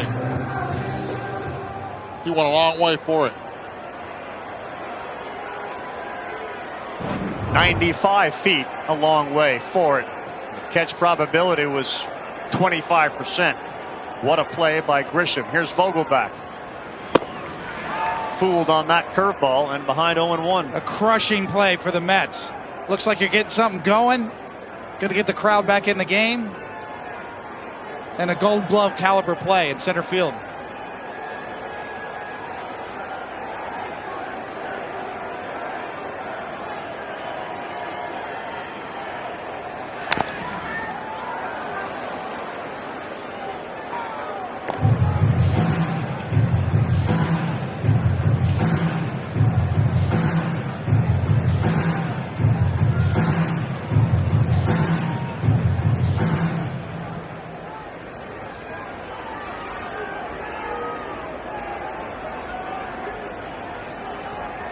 got him right where he wants him. 0-2.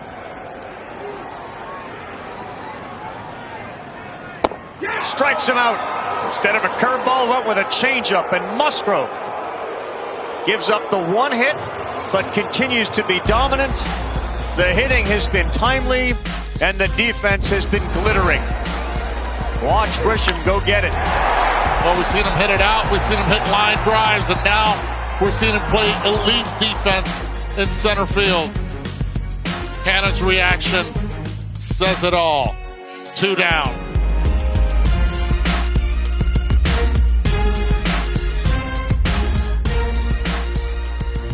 Postseason continues. The division series starts Tuesday. Fox and FS1 have coverage of the National League. Dodgers waiting for tonight's winner, and the Braves hosting the Phillies. TBS will have the Astros, Mariners, and the Yankees Guardians series. There you see it. Tuesday, TBS for the American League, National League on Fox. Let's see, the playoff format obviously rewarding those that have the best records. We've seen a couple of road teams win wild card series.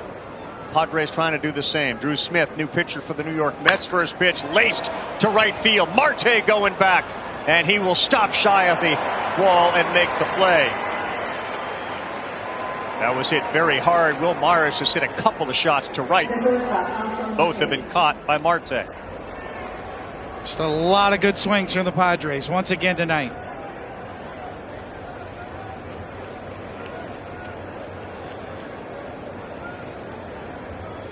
This year, Drew Smith, career highs in strikeouts, innings, and games. He came off the IL recently, then he's allowed just 1 run. That first pitch swinging has been something the Padres have done. Ha-Seong Kim did offer. He has managed to walk twice and score twice. He's been the catalyst. Stolen base as well. Being able to be driven in on the next pitch by Trent Grisham. Defensively, he's been solid.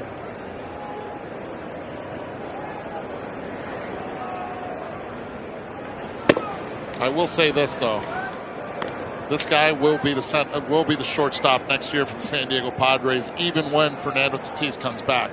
The defense is elite, getting a lot more confident game after game. That's on the corner in there for a strike. Now, I'm not saying Tatis is going to the bench. I'm saying he's going somewhere else. Center field looks like him. Trent Grisham right now in his postseason heroics is saying, wait a second. How about right or left?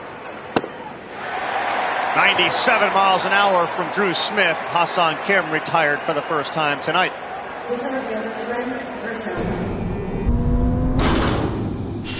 As electric vehicle driving becomes quieter, so do our tires. Ion. Electrified Hankuk Tire.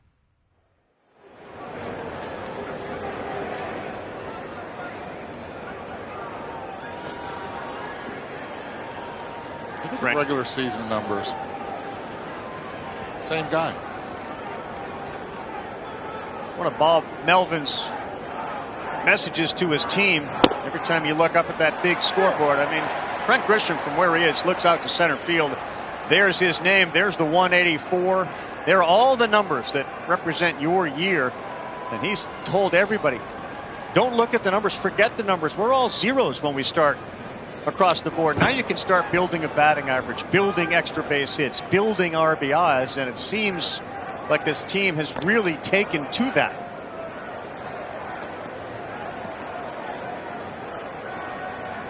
Obviously, if they put the postseason numbers up there, very different story. Kim, Grisham, just outstanding for San Diego in this series. All locked up there.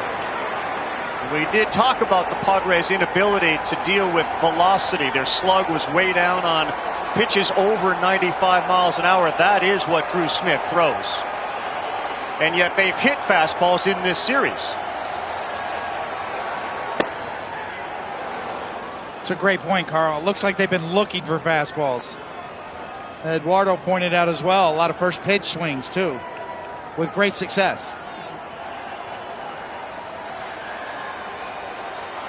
Talked to Juan Soto before he got into the batter's box. It's exactly what he said. Watch out. That drills Grisham 97 miles an hour.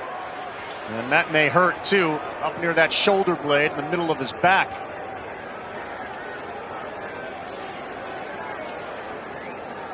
Second time in this 3-game series that he's been hit. First time was on a cutter. This time on a fastball. 2-2 count, and he looked straight into that dugout as well.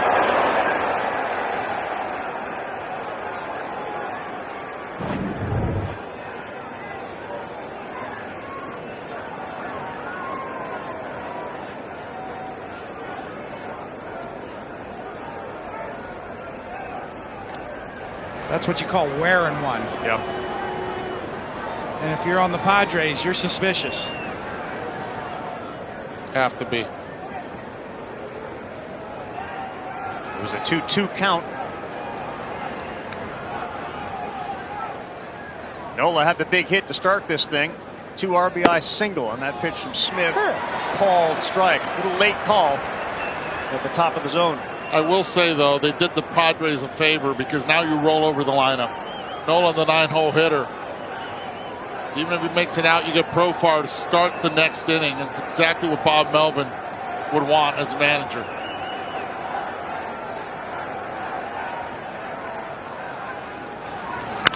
Oh, and 1. How about Austin Nola? Laces one into left field. The bottom of the order for the San Diego Padres has been outstanding. Tony, explain this to me. Curveball from Bassett with 2 strikes. That's when he got the hit 0-2. And now a slider up again. Both pitches up in the zone. Not meant to be there. But when you make a mistake, Nola so far has been able to capitalize twice tonight. Padres are not missing mistakes this whole series.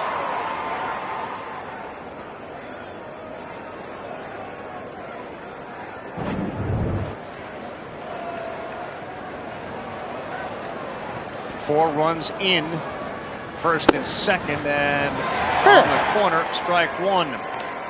Lugo is back up in the New York Met bullpen. There's been very little movement in the Padre bullpen because Musgrove has been near perfect.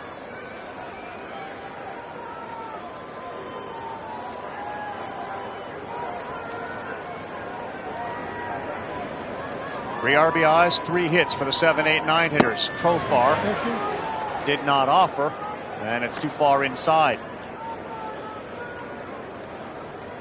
The Los Angeles Dodgers get the winner of this series. Could very well be their NL West rival, San Diego Padres. Profar on the ground. McNeil will now charge, and he will throw him out. The Padres will strand at 2. They do not score in the inning, but the Mets, they got to get something going against the man that has been dominant tonight. We'll see what Musgrove has in store in the bottom half of the 6th.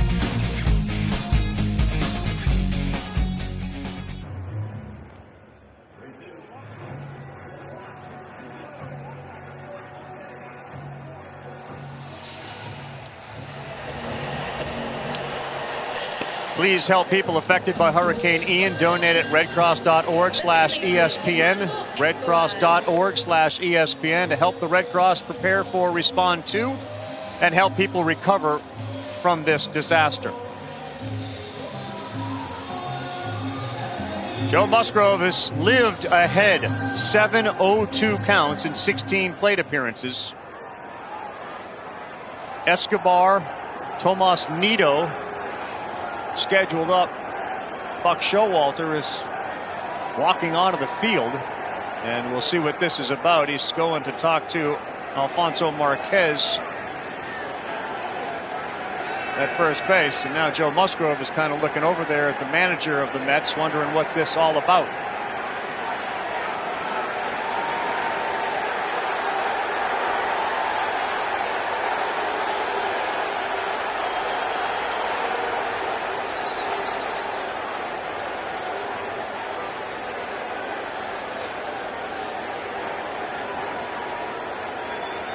All right, would you assume this has something to do with some of the numbers that you've been citing? The spin rate up? What is this about? When you see a manager go out like that at the start of an inning and the umpires get together and talk about it, generally you want to check the pitcher for something. That's what I'm assuming. Now, I won't go that far until they start checking Joe Musgrove, but certainly Buck Showalter has mentioned it to us in his pregame meetings about spin rates being way up.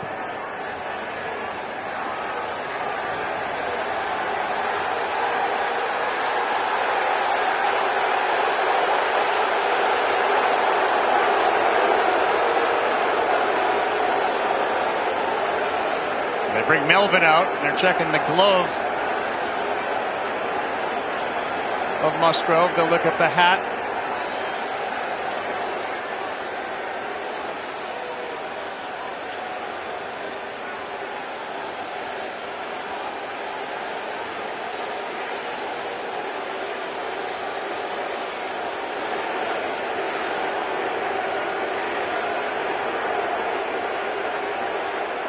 They're checking his ears.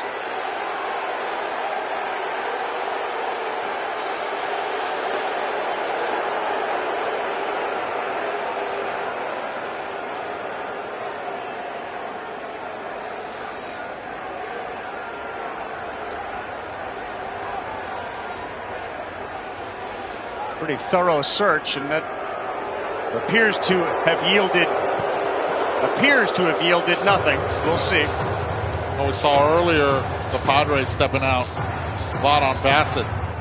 And how about Manny right here? He's just having a good old time with it. And that just tells you how nasty Musgrove's been. The numbers are, now I ask you, Coney, are the numbers up compared to who Musgrove is usually with the spin as far as the curveball and the slider?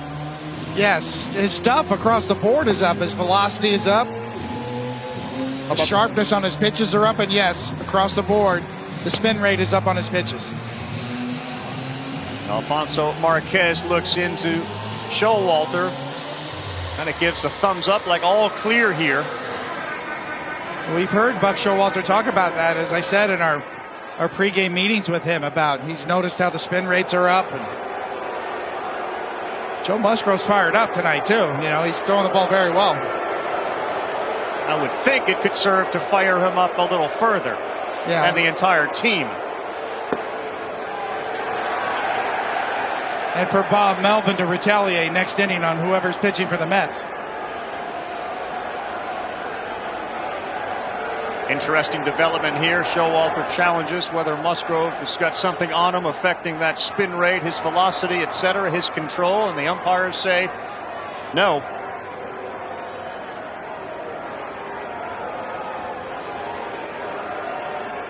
Gamesmanship is out and in full force tonight. Sure.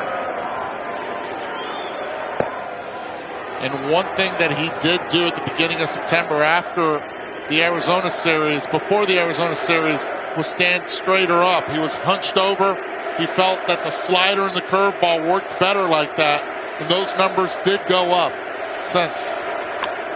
Escobar rolls one over. Myers goes to get it, and he'll flip to Musgrove. And the out is recorded. Well, it certainly re-engaged the crowd here in a game in which your team is down 4-0. But pardon the pun, it's a slippery slope, you know?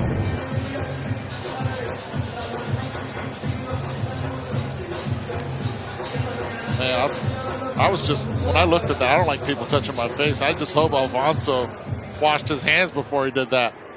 Come on now. He's locked in, man. He is locked in. Manny Machado in the back. He, of course, played for Showalter in Baltimore. And more weak contact from Joe Musgrove to Escobar. And now Nido. He spins one in there beautifully to get ahead 0-1. Tony, you were there at a Mets playoff game when a foreign substance check resulted in an ejection. Generally, when you're checking pitchers, you're looking for sticky stuff, not slippery stuff.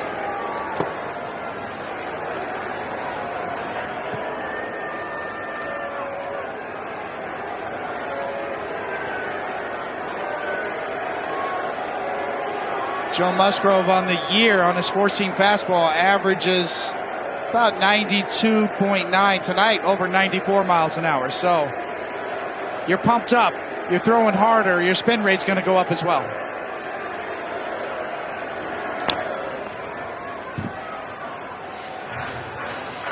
Well, Musgrove, and given the inspection we just saw, showing great composure here to get back on the mound, almost as if you're blocking it out like nothing ever happened, and he's been very under control and throwing the same pitchers for strikes. And very economical too. 6th inning, already 5 1/3, and 66 pitches.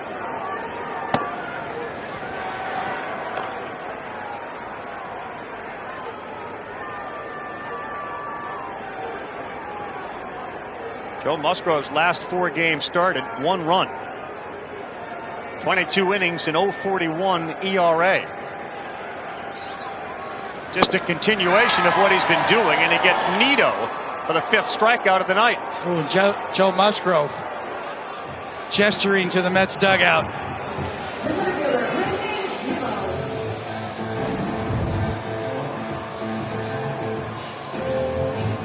Razor blade breaking ball.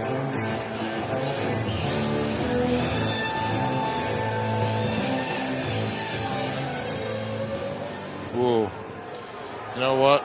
I'd rather have that group in that dugout just stay asleep the way he's been, as nasty as been on the mound.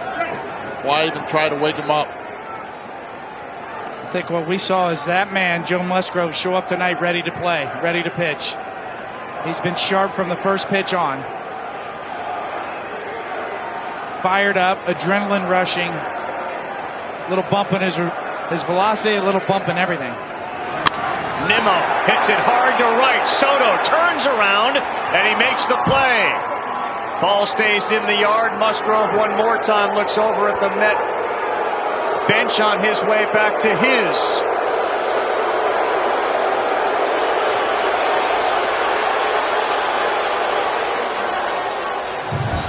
And the energy is up now here in this ballpark.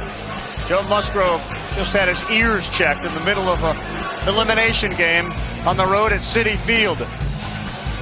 And after he got that line out from Nimmo, a few words for Buck Showalter and his bench. Musgrove, advantage tonight.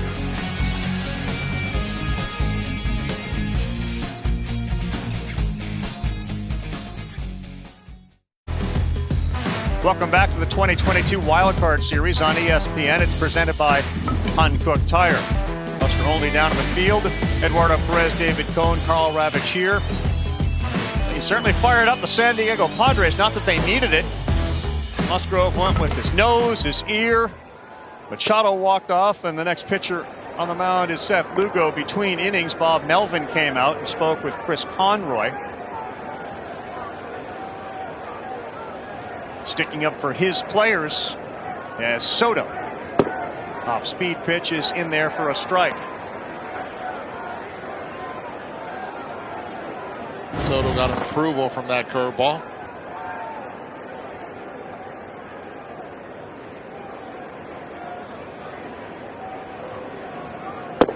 And there's another one. Well, in this game of chess, is there a next move? I think we saw Bob Melvin come out, and much like a manager who will protect his hitters when the strike zone's being questioned, he's showing just Joe Musgrove he's got his back. And that's what managers do. But you're winning this game. The best thing you can do is add on or just keep winning. Winner of this game moves to the division series against the Los Angeles Dodgers. Each of these teams have won one of this best of 3. New playoff format here in 2022. And a 2-2 count now to Juan Soto.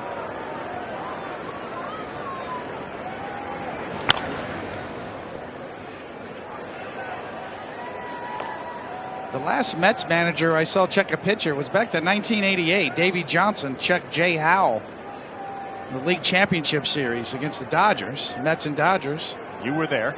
I was there. They were checking for pine tar on his glove and found it.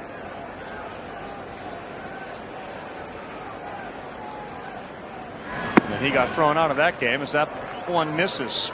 He did get ejected.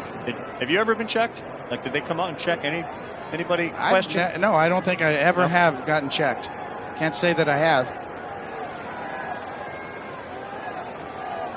If they're checking for Joe Musgrove's ears, it's not like he's Gaylord Perry throwing spitballs out there. Right back up the middle. That one goes off of the pitcher. He says, I got it, and he does not. That one hit Lugo pretty hard off the bat of Juan Soto. They'll give Soto a hit. Looked like it hit off the shoe the way it sounded all the way up here. Take a look. Kick save and not a beauty.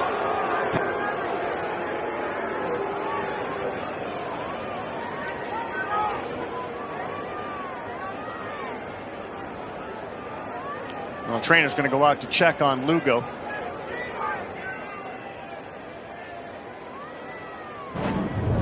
Yeah, I mean, the checking of a pitcher, you've never had that. I would imagine that's either the worst feeling you could ever have or the best, when you know there's nothing going on and these guys are all going to come on out and look around and I'm innocent. Yeah, that's a great point, Carl. I mean, it's sort of, hey, my stuff's so good tonight, they don't, they're going to check me. Kind of an ego builder, really, if you think about it.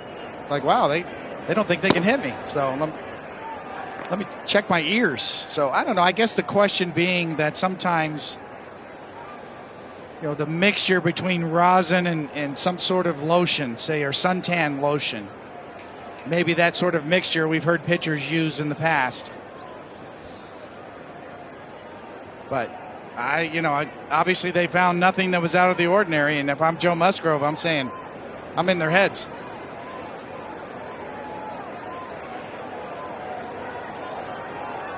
Well, they're certainly in the lead. It's 4-0. There's nobody out. Here's Machado. Single and an RBI his last time up to right field, and they'll check on Juan Soto. And again, Hader is in that bullpen. Suarez is in that bullpen. And there's almost no reason to think about the bullpen the way Musgrove is going. Absolutely not.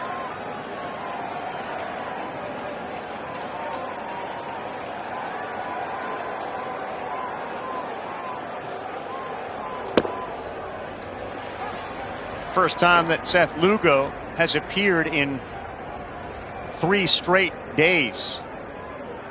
And when he came in the close yesterday, he had already warmed up, fully warmed up in the 5th inning as well before coming in again in the 9th.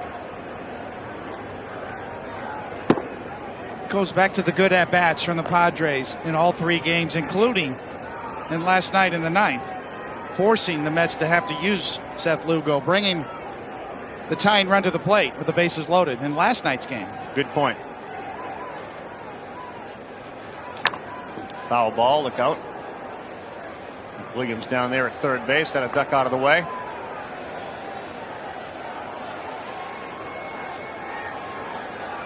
No, a very business-like approach from the Padres coming in here to a hostile environment. We've got 3 straight games on the road. This is a team that won 101 games. They were in first place for about 175 days. The Mets were finally caught by the Braves, but they were as big a favorite of a team in a wild card series as any. And Machado pulls that fair ball. Soto looks ahead of him. He goes to third base. Manny into second, and the Padres are trying to tack on here in the 7th.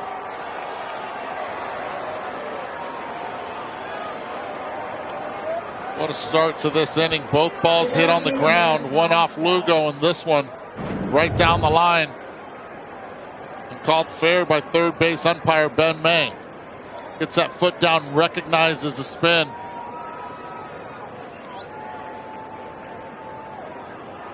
That ball going right over the bag. It's a fair ball. It's where it goes over, not where it lands once it's past the bag. This will force the infield in for Josh Bell. They're going reverse splits here.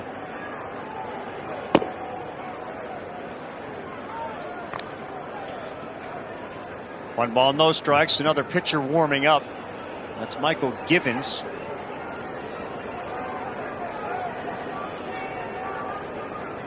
Swing and a miss. Good hack at it by Bell. It was Lugo who faced Bell last night to end the game on a ground ball to Pete Alonso. Quick look at Josh Hader, who's just starting to move around in that Padre bullpen. 1-1 outside, and the way the game is going, 4 seems insurmountable. Add a few more, and it would feel like it's over. The Padres have shut down 42,000 here tonight. 2-1, fouled at the plate. And it's the great old adage in baseball, right, Tony? You know this better than anybody. No better feeling than being the pitcher on the road that can quiet a stadium. No doubt about it. Mets are on the ropes right here.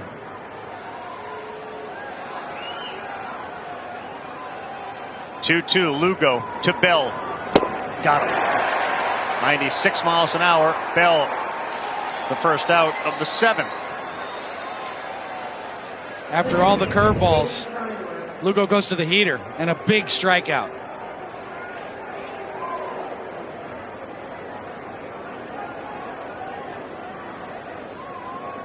Now, what an opportunity now for Jake Cronenworth to put his name into the impact column in this series. He's hitless. He's 0 for 3 tonight and 0 for 11 with 5 strikeouts. First pitch to Cronenworth. That's a ball. The infield for the Mets stays in. Juan Soto at third, Machado at second.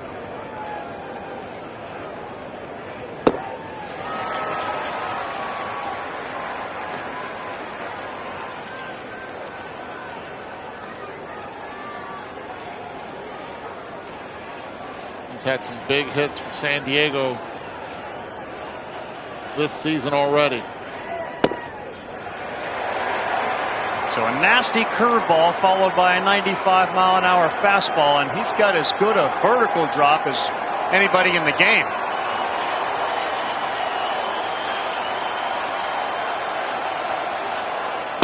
Got Cronenworth with 97.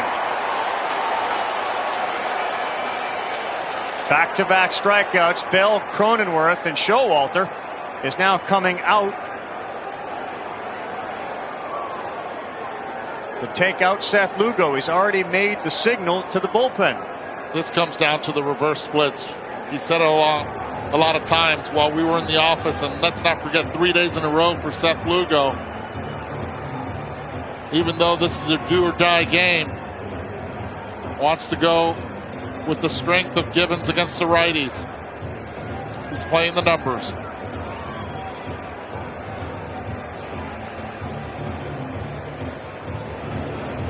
Will Morris has hit a couple of rockets to right field. They haven't resulted in a hit. He'll come up with 2 men on and a new pitcher coming in.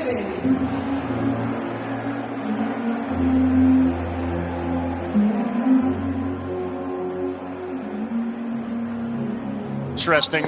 You know what the managers and the pitching coaches know, and Eddie said play the numbers, but clearly there are people who are going to say Lugo just struck out Bell and threw a ball 97, and this breaking pitch looked great. Why are you making the move now? Is this the right play, regardless of the outcome?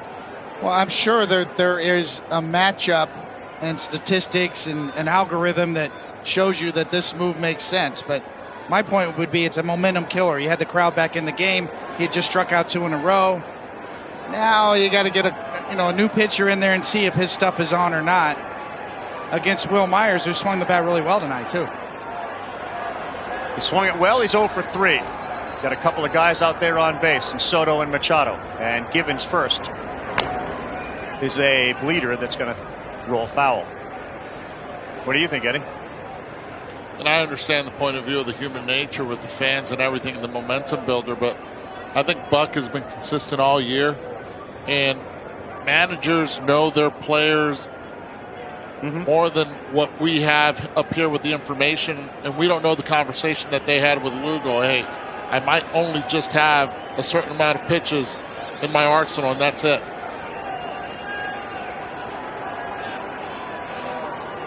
Lugo threw 20 pitches in this inning.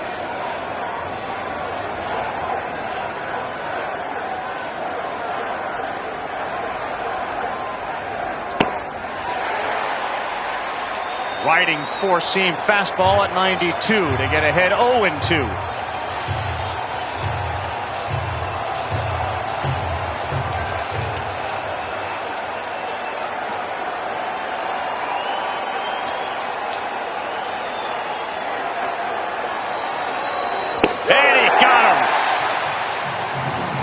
That ball rose, or it certainly had the appearance of staying flat, which would give you the impression it's going up. But after a leadoff single followed by a double, the two runners get stranded at second and third. Bottom 7 coming up.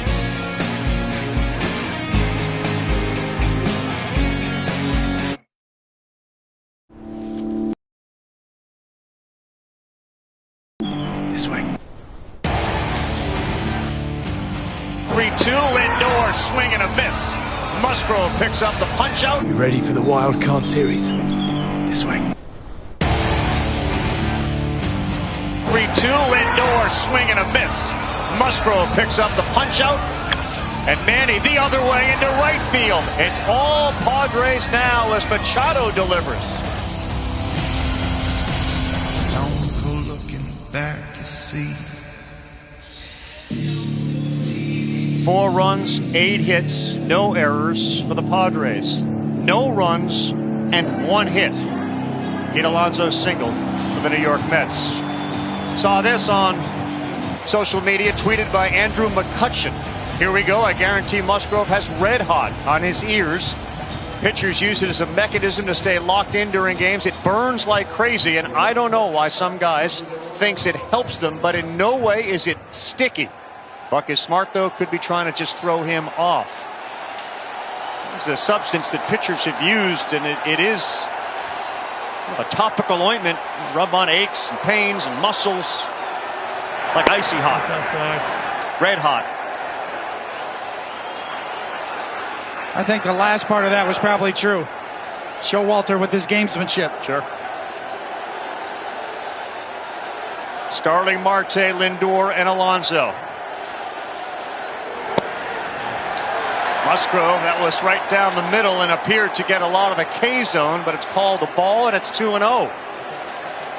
First ball that was hit over 100 miles per hour in the air was the last out of the Mets with Brandon Nimmo.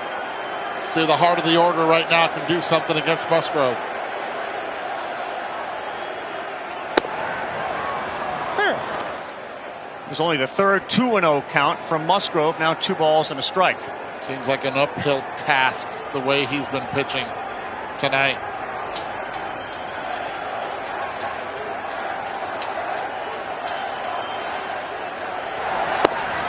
Inside, 3 balls and a strike.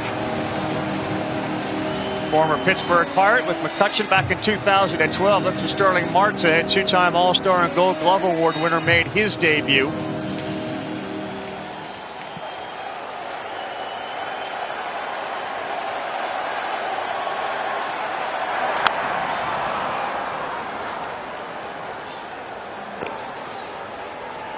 .33 years of age, 6'1", 195.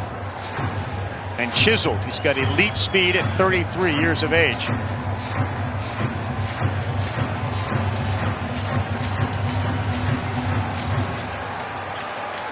Joe Musgrove has 5 strikeouts tonight and has thrown 75 pitches.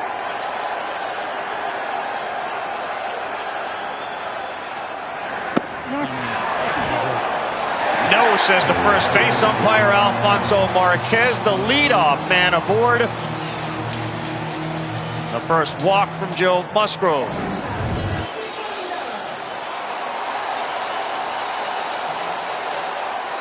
Mets caught a break. Alfonso Marquez, but it didn't swing. Big time call right there. Leadoff walk. You could certainly argue that there were 2 strikes in that at bat that weren't called strikes.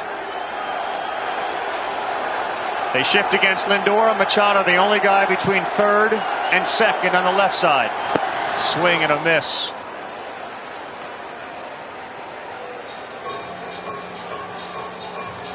Watch a guy on the mound who just looks like he's in total control.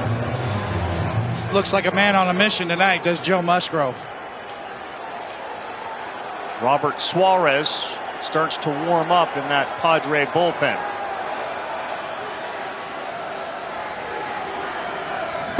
Good pitch again. Lindor right over the top of it, a slider. Musgrove up 4, not even concerned right now with Marte. Throws another spinner. This is the pitch that has given Francisco a lot of issues from the left side. Good fastball hitter. The curveball's been his nemesis. 8th time Joe Musgrove has gone 0-2 against the Met hitter. Lindor, fair ball. Myers now will throw down. Kim will pick it up. They get the force out at first. And Marte is going to be at second base. That was real close to being a foul ball down the first baseline. Excellent play by Myers. Gets off the bag, not that much. Usually you take an aggressive turn, but the lefty hitting Lindor hits it down the line. And this is the 3rd excellent play that Myers has made this evening. One with the bare hand, one blocking one to keep the ball in front of him with the leather, and this one. Good presence of mind also to get it to Kim. First time the Mets have had a runner at second base tonight. And here is Alonso, who's come up with their only hit.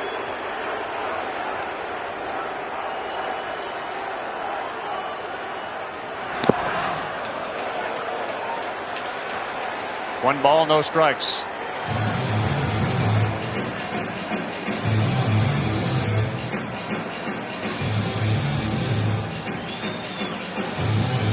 Pete Alonso went deep yesterday.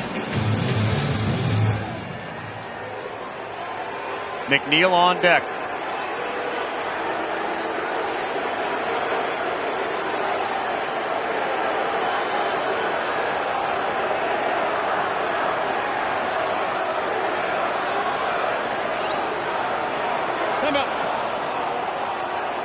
The ball came out of the Padres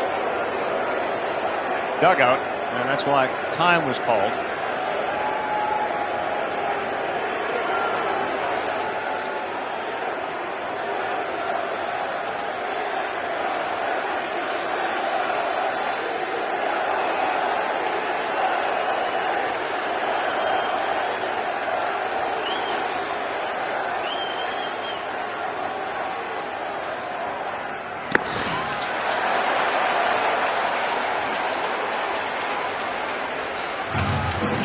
Seen anything? First walk.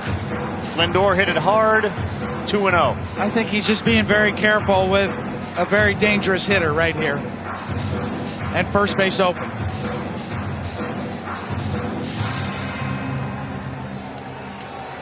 The most trusted arm in that Padre bullpen, Suarez, is continuing to warm and now throwing a little harder.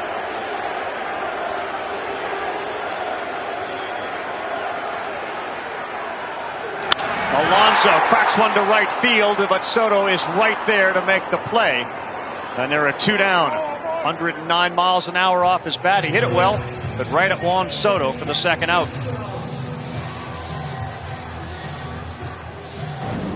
Last 3 hitters that have made contact all have hit the ball hard. Extension going the other way, just not having enough lift to it. Juan Soto makes it look easy once again.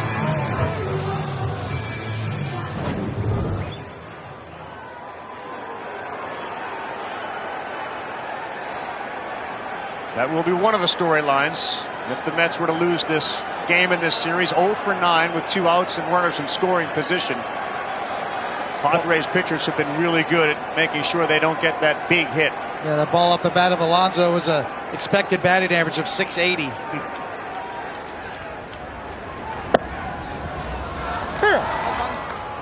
Bends another slider in there to get ahead 0-1 on McNeil, who a rare strikeout.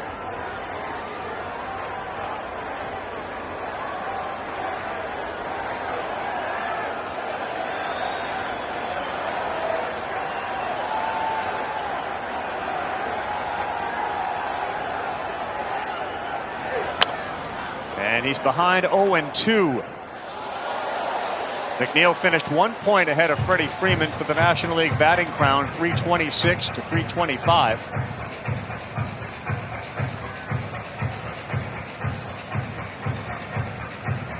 Two outs here, 2 strikes, and his pitch count still in great shape.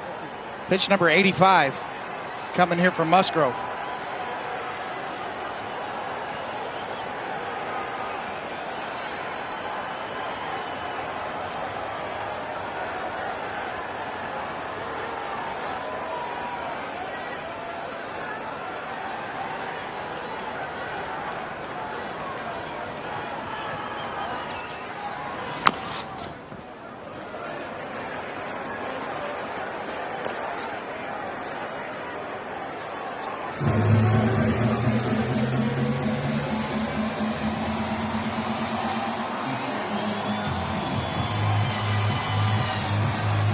One of those pinch me moment nights for Joe Musgrove, who grew up going to San Diego Padres games as a kid.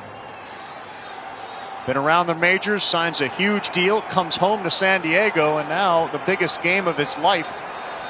He's delivered a shutout with just 1 hit, with 2 outs in the 7th inning.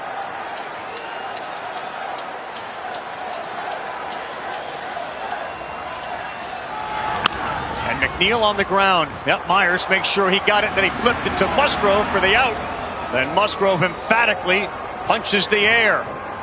7 innings, no runs, 1 hit. We'll head to the 8th inning. Padres 4, Mets nothing. Dodgers on deck for the winner.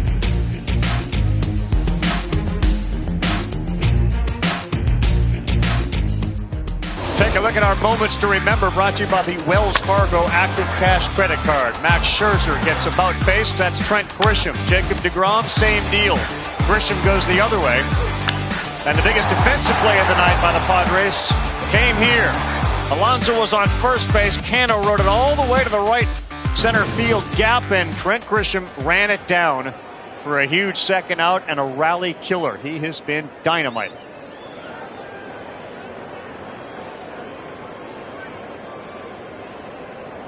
So they are 6 outs away. Musgrove throws 86 pitches. The pen quiet again. And it's the bottom of the order, which has been a thorn in the Mets side. Ha-Seong Kim, Grisham, and Nola due up. Givens, look out, inside and tight to Kim.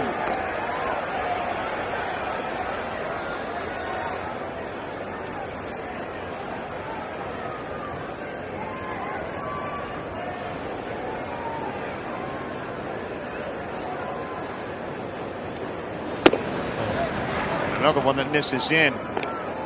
One of the trends of this postseason, these starters in these series, games 1 and 2, Musgrove becomes the 5th to go 7 or more innings this postseason.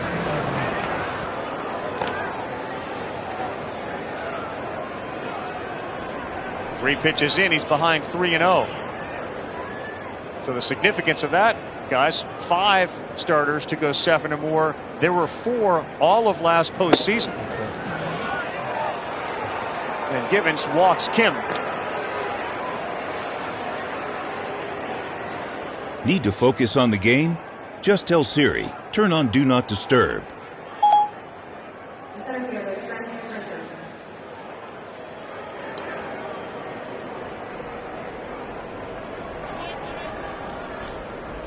May loosens for the Mets. All you got to do is look at the box score and see the number of pitchers the Mets have used and the number of pitchers the Padres have used. How about Ha-Seong Kim? 3rd time on via the walk. Bottom half of the order, 7, 8, 9 for San Diego. Has been the hardest part for the Mets pitchers to be able to neutralize. And last time Kim took off to steal on the first pitch and was successful.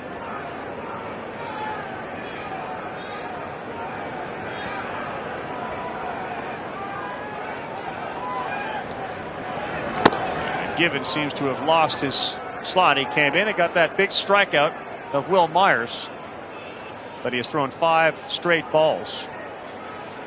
Mets have used 5 pitchers tonight. Joe Musgrove, the only guy to go for San Diego. And we'll see if he will come back out for the 8th inning.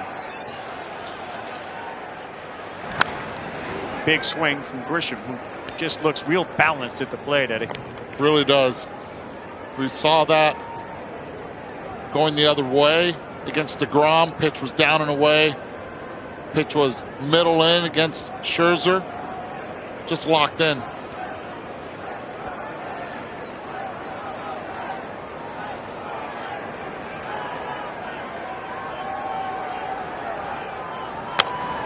Another good swing that he fouls off. Edwin Diaz has now got up on the New York Met bullpen. Jacob deGrom pitched last night. He acknowledged that there was a moment there where he had thought this may very well be the last game that he pitches in a Met uniform. He has the ability to opt out, barring a big comeback. It certainly feels like this team is going to look a whole lot different next season. The owner, Steve Cohen, who has been very aggressive in his pursuit of a World Series, said when he got it, 3 to 5 years would be an ideal plan, and after that, kind of feel like we didn't execute our plan. And this was a team built on winning it all and winning it now with Scherzer and DeGrom at the front. Givens misses away.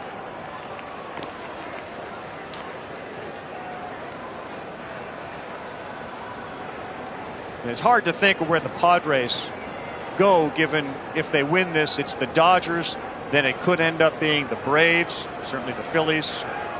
And on the other side, maybe the Astros. I mean, there's a chance as Grisham gets another hit into right field. Trent Grisham follows up Kim's walk with another hit. He's reached base all 4 times tonight. Padres could end up going through 4 100-win teams. And if you just think back to last year with the Braves, there was no Acuna. Is there any similarity to the Padres without Tatis, a superstar, maybe going on a run like that? Absolutely. Anything can happen, and one of the biggest reasons is they have the starting pitching to compete. In the bottom half of the order, they have been great in this series, and they continue to get on base for the top half. Great is an understatement. Bottom third has been outstanding. So's Joe Musgrove. Great applies to the Padres tonight. Edwin Diaz coming in, knowing that no more runs can be scored if you're the Padres. It's 4-zip.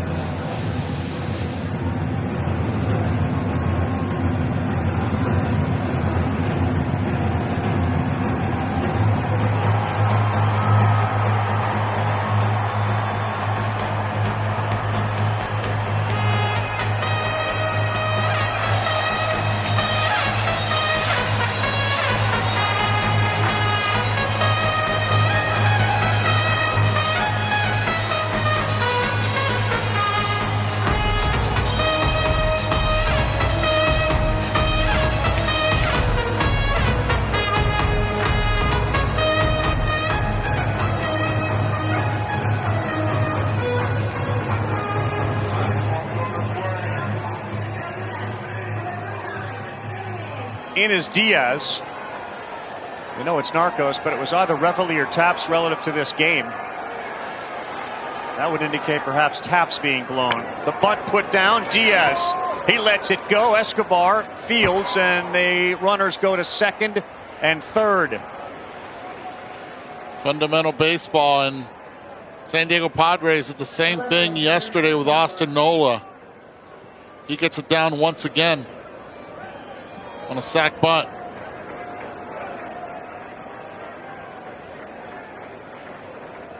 Not only are the Padres getting hot collectively as an offense, they're doing all the little things well. Again, the Met infield in.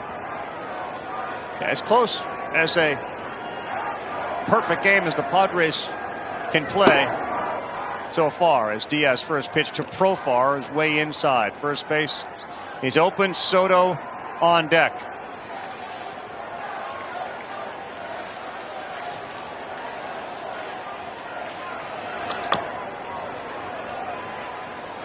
Edwin Diaz is wrapping up one of the great reliever seasons in the history of the game. His strikeout percentage, 50%. It puts him in the category with the greatest seasons of all time. And on 0 days rest, meaning he pitched yesterday, opponents are hitting .079 against him with 21 Ks.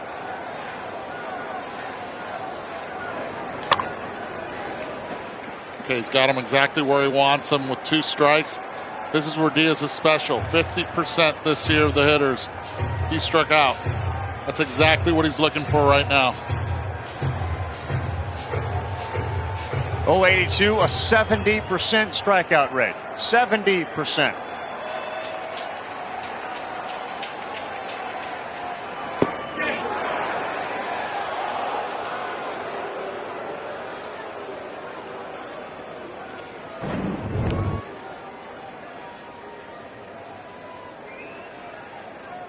Good hold. Good call by Ben May at third.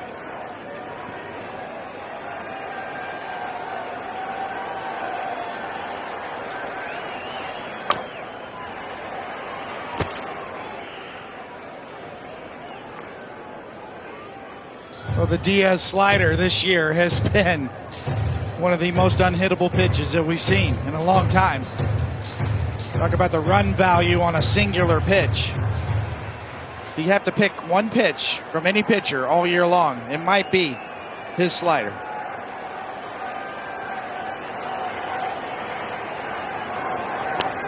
Profar hangs in there.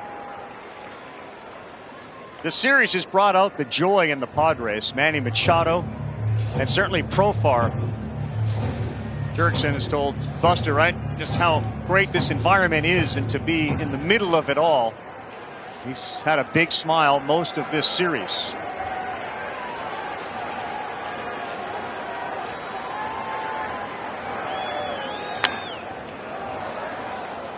Tell you this, if they hold, Petco will be rocking for game 3.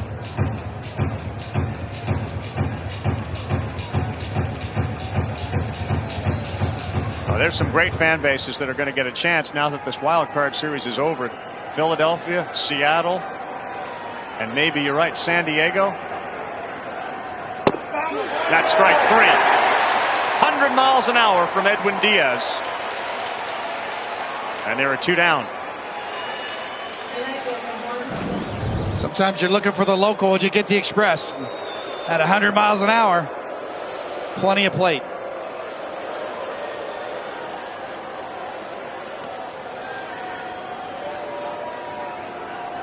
Here's a great matchup. Edwin Diaz and Juan Soto.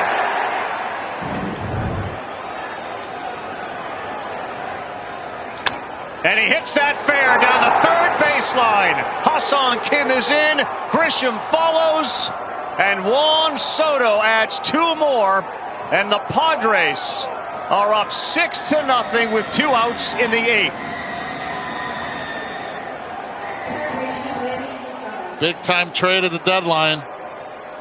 Juan Soto. When the lights shine, my man shows up right there, letting it get deep. He had taken Diaz deep before, and it was down the line in left field as well in DC when he was a Nat. This time as a Padre, drives in 2. Took that slider out of the glove. Picked up 2 more RBIs. Soto is 3 for 9 against Diaz, and Machado looks at 99 for a strike. Juan Soto hits in his last 2 plate appearances. A huge sign, swinging the bat a little more aggressively for the Padres, as it appears now almost inevitable they move on to the next round. Look out.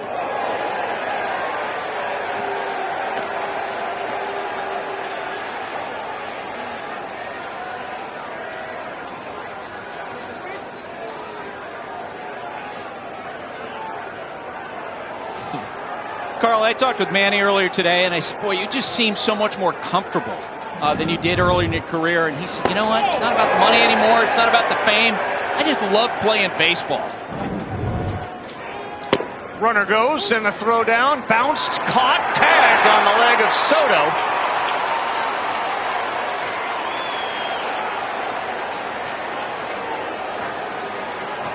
umpire, Bruce Streckman at second base, called him out. Juan Soto waiting for his dugout to say yes, confirmed, and McNeil got him right there before the hand got in. But Juan Soto continues the hit parade for the Padres. They're into double digits now. They have 10 of them. The Mets have 1. And at this point, the Padres are rolling over New York, and they are all contributing.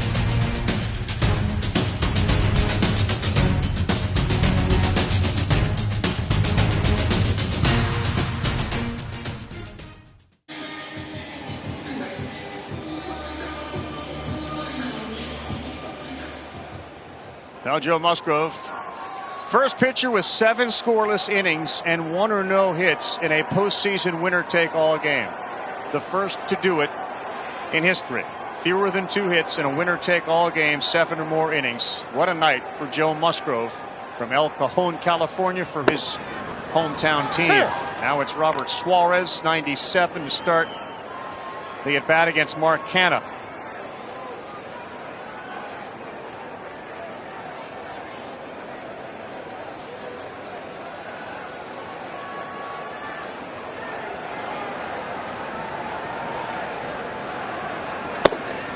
Another one that pops the glove at 97 miles an hour. And Suarez has been a revelation.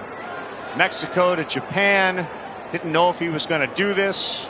They discovered him, gave him a 2-year deal. Ruben Niebla first saw him and it was blown away. Like, oh my gosh, like electricity in that arm. And there's another example of it, 100 miles an hour to kiss Canha goodbye.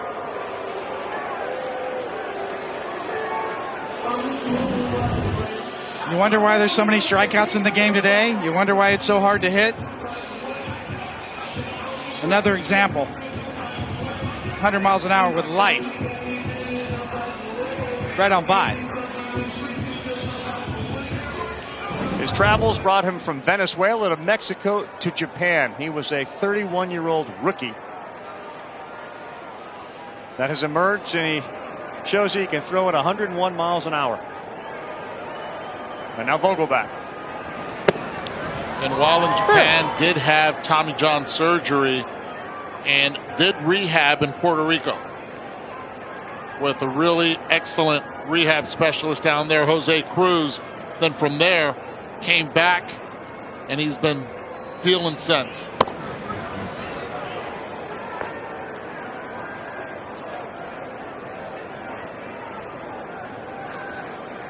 Almost 42,000 on hand last night, 39,241. Not a sellout tonight for the elimination game here. Game 3, Padres and the Mets. That's on the corner, and another at 100 miles an hour. He's got that in his back pocket. He has really good reverse splits, meaning he can handle left-handed hitters really well because of the changeup that he also possesses.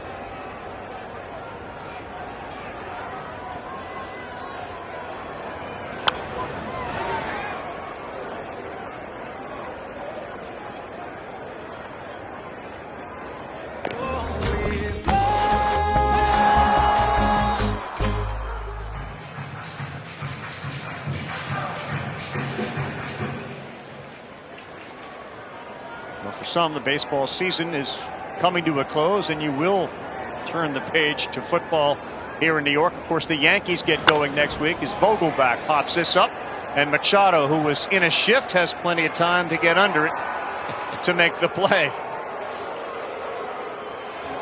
MLB celebrates Hispanic Heritage Month by recognizing the contributions made to our game by the Latino baseball community, past and present. Follow at Las Mayoras and at MLB, and visit LasMayoras.com for full coverage. 5-14, or the Dodgers 14-5 against the Padres this year. Different Padre look right now as you take a look at the upcoming continuation of the postseason. TBS has the ALDS, and Fox has the NLDS. They both begin on Tuesday. National League will play Tuesday, Wednesday, have off Thursday, and then go Friday, Saturday, and Sunday. A little different story on the American League side. Couple of days off in their 5-game series. But back to the Padres and the Dodgers, which it appears as it's going to be. You have the Darvish, Snell, Musgrove threesome. And they're hitting the way they're hitting. Then you have Suarez. We haven't even seen Hader. It feels more competitive than 14-5 during the regular season. Well, it's the postseason play, right? You get hot at the right time. Offense comes around.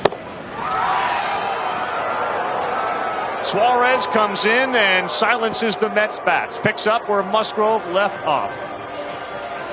Mets have one hit in the game and no runs. Suarez throwing heat. Padres 3 outs away from moving on.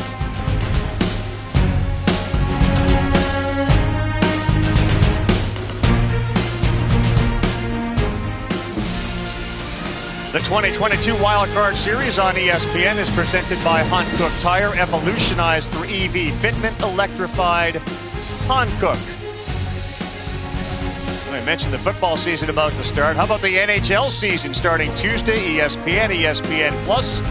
Our buddy Ivan Solkowski, who's been outstanding with us during the second half of the season, is our booth coordinator and researcher here. Already, and he's dropping the puck right here in the booth with us. Lightning take on the Rangers at Madison Square Garden. 7:30 Eastern, 4:30 Pacific, and then the Golden Knights are in LA. They'll square off against the Kings, and you can always watch both on the ESPN app from anywhere.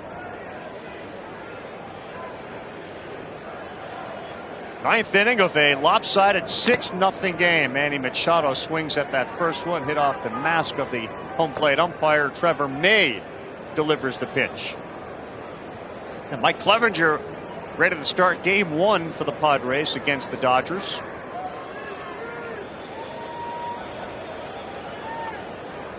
The Nola brothers appear ready to move on.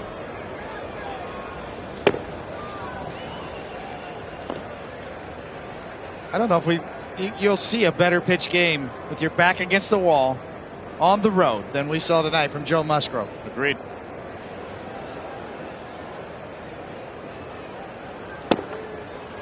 Throw in the hometown boy on top of it. Wow. Dream come true, right? For Joe Musgrove, his family, what a special night.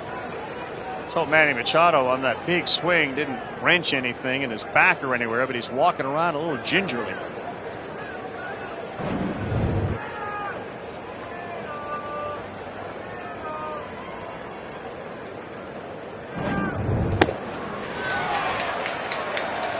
He's gone, and say he's not exactly comfortable right now walking back to the bench. Well, this isn't a good sign either.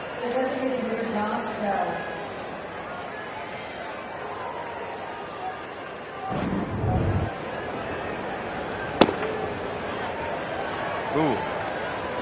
Right leg of his? Well, they're hoping it might just be a cramp, but you never know. Came back so quick from that ankle injury he had.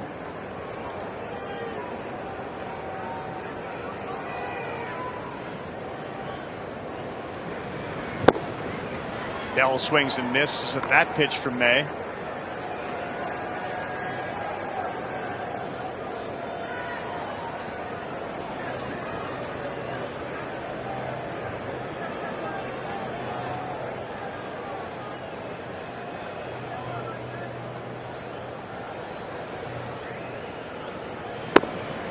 Another strike.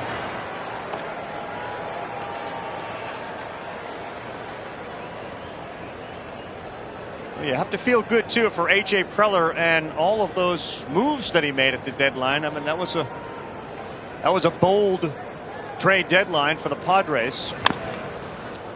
This guy, Soto, and of course Hader came over. Uri came over. So watch that right leg of Manny Machado. Ankle roll at the end there. Whatever, let's hope it's nothing serious. They'll begin their series against the Dodgers, assuming they hang on and win here. And there's no reason to think they won't on Tuesday. All right, fellas, how's your bracket look? So the Astros will deal with the Mariners. The Yankees and the Guardians. Apparently the Midges have returned. Sorry, I know that's bad news. The Braves and the Phillies and the Dodgers getting the winner here. And we'll see if it goes chalk, meaning those teams that had the better records and avoided a wild card will really command an advantage not having used any of their pitchers.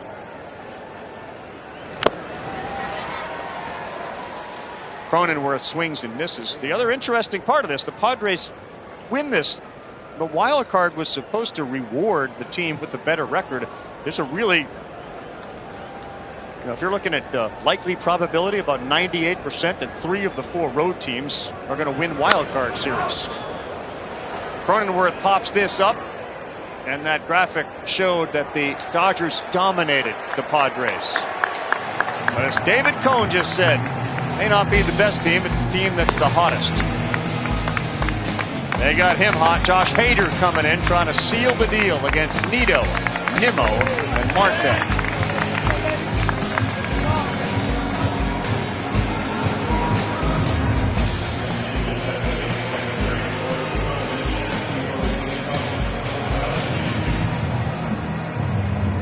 On SportsCenter, John Butchergross and Michael Eaves doing double duty. Hosted baseball tonight and now handles SportsCenter. One of the stars of tonight's game is going to join the show. Maybe Trent Grisham, certainly the starting pitcher who was better than we've seen anybody be in a winner-take-all game. Joe Musgrove is on tap. Eduardo previews the division series, which start on Tuesday. Full post-game reaction. Bengals and Ravens. SportsCenter is next right here on ESPN and the ESPN app. Like many of the acquisitions, it didn't start very well for Josh Hader, but if he can join the rest of them, it may finish really well. They seem to believe they figured out that he's really a one-inning guy, and that's when he's most effective.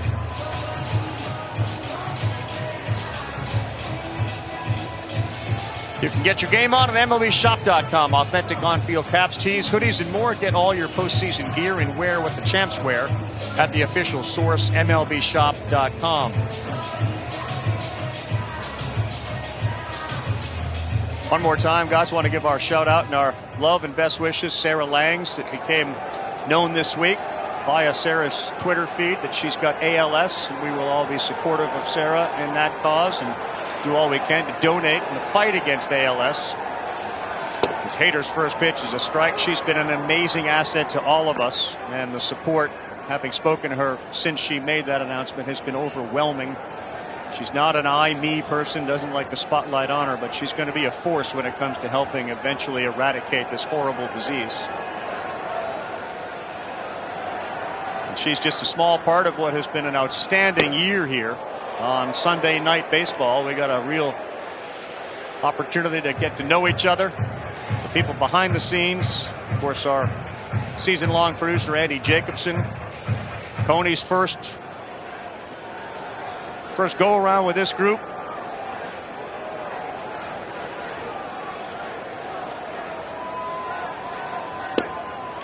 One ball, 2 strikes. Been nice knowing you guys.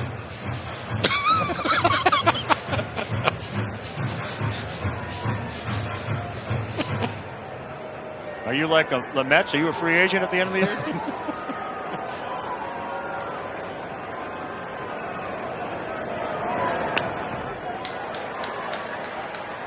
It's been an absolute pleasure working with you gentlemen and everybody involved. And of course, what you said about Sarah, here. What a human being. What a great person. And we're with her. We're with you, Sarah. I echo your comments. Absolutely.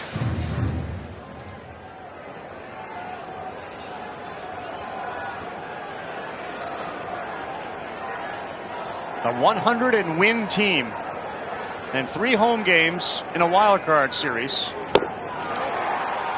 And Nido is gone, and it can end that quickly. When you throw Joe Musgrove and you Darvish, they silence this New York Met offense 2 of the 3 nights. I agree, Coney. That was as dominant a start.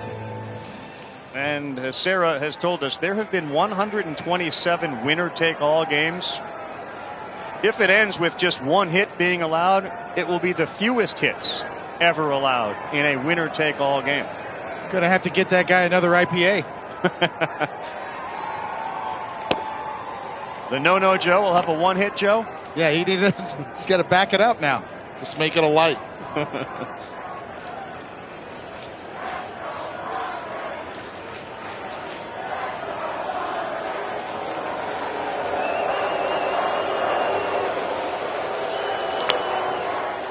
Hey, think about it.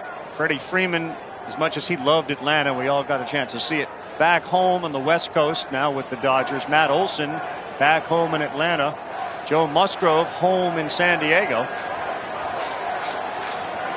A few of the game's superstars get a chance to go back to where they grew up. And all three of those guys got a chance to win a World Series.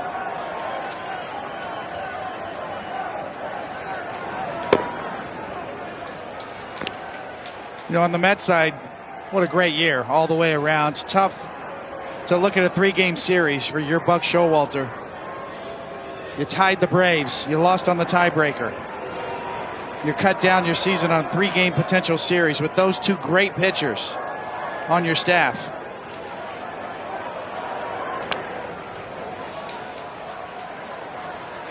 San Diego came in here and did one thing. They had to beat one of those two guys, and they were able to do it in game 1, beating Max Scherzer. And then knowing that you have this man on the mound for game 3 who's only allowed 1 run in his last 5 starts. Yeah. Dominant.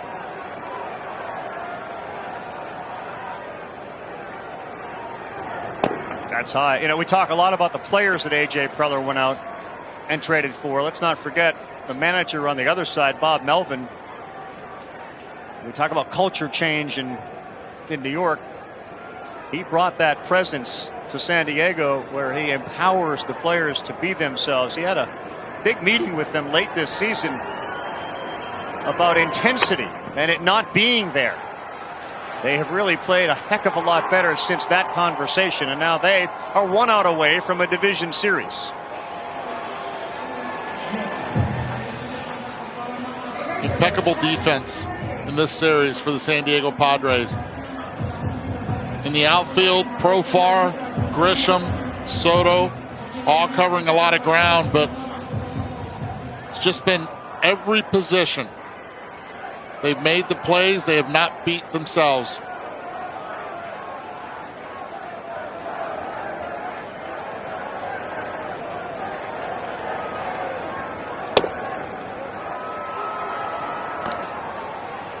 A lot of things about what we've seen in just this small sample size from Hader indicate, yep, this is exactly that guy that used to dominate for Milwaukee. Throwing it hard, moving it in, moving it out.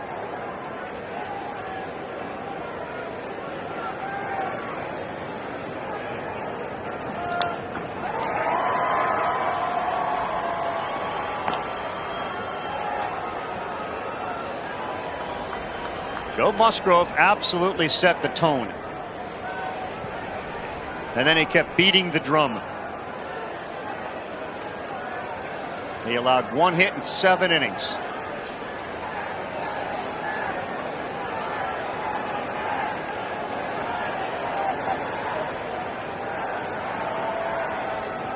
And the 0-2 from Hader. And Marte will get a new piece of lumber. That finger right now is all I can think of from Starling Marte. Jam shot, breaking that. Won't grimace.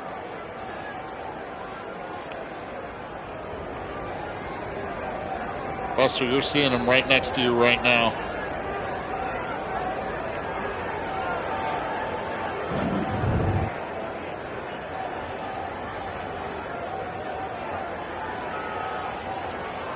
Middle finger on that right hand. Let go of the bat, then he grabbed it there.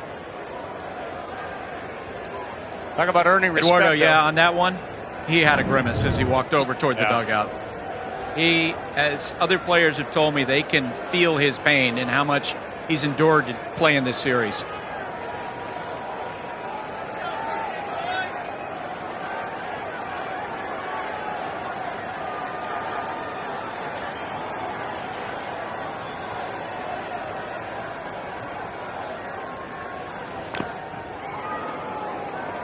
That one hit the mask again of Chris Conroy. Remember, we had Peter Seidler on, the owner of the San Diego Padres, and he's going to get what he wished for. So our goal is always to address that dragon up north, the Los Angeles Dodgers, and they're going to have a chance now to go and do that with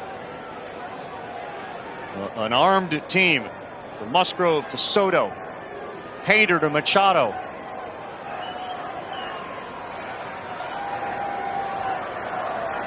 Grisham and Profar.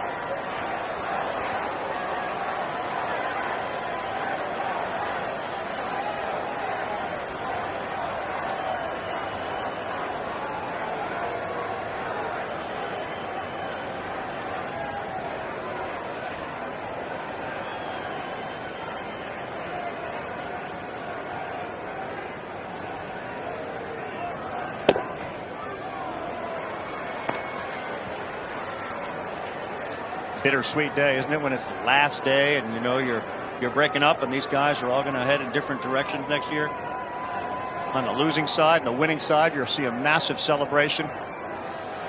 And then off to Los Angeles. 1-2 from Hader. Marte rolls it over. Machado. San Diego will sail into the division series as they come to New York and win 2 out of 3. Joe Musgrove dominates here at Citi Field. 6-0 the final.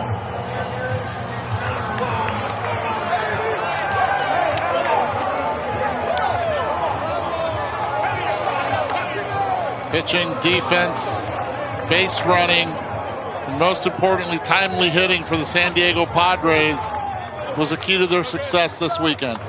Starting pitching making a comeback in this postseason. Sure is. Dominant starting pitching. The story, Joe Musgrove, the San Diego kid. Performance of a lifetime. 2 base runners. 2 base runners. As complete a game as I'm sure the Padres will tell you we've played all year. Every aspect of it. 1 through 9 contributes offensively. Defensively, Grisham makes an outstanding play in center field. And have a cup of Joe tonight. Joe Musgrove was lights out. And he dealt with that distraction when Buck Showalter and the Mets attempted to see if there was any substance that was being used that led to velocity and spin rate, whatever. They found nothing. Except some Musgrove magic tonight. And a kid from El Cajon, California is going to get a chance to pitch in front of his family and his friends and his fans when San Diego heads back home in their series with Los Angeles. Carl, it's going to be the best from the West against the best from the East to represent in the NLCS eventually. Fitting, the ball being hit to Machado.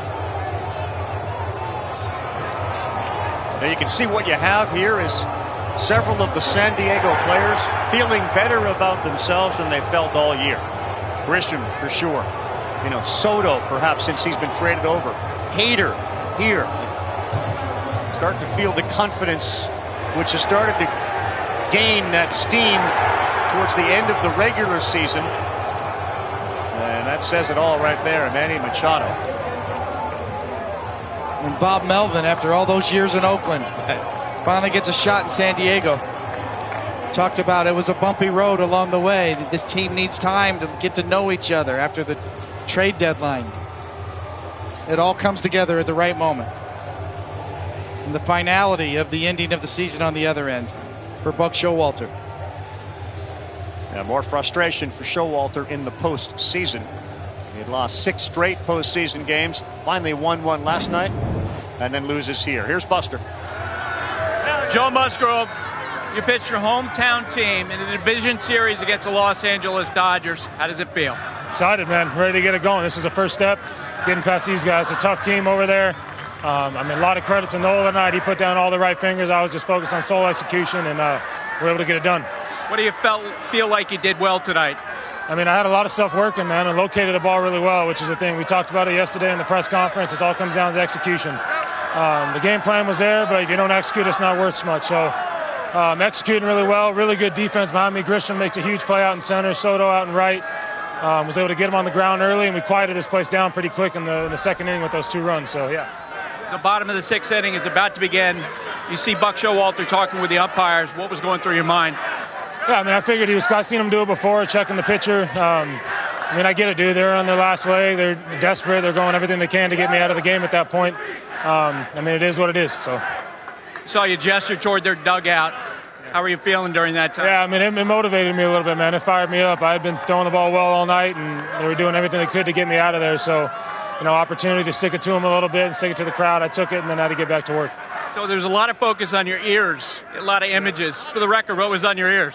I don't know. He was checking me. He said there's nothing on there. So, yeah. How about facing the Dodgers now? Yeah, I mean, they're a tough team, man. But we know what we're getting into. I think we played them better down the stretch. It just, again, comes down to execution and composure, man. Getting ahead early in the game, taking a lead for our starters to roll with. Joe, congratulations. Thank you, Joe. Carl, back to you. All right, Buster, thank you very much. Joe Musgrove was dominant. Didn't want to dive too deep into the ear conversation, but a question that was asked by Buster and had to be asked.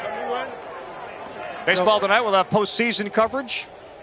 And Musgrove dominates the Padres all to the center of the field here at Citi Field as they celebrate a wild card win and on to the division series. SportsCenter.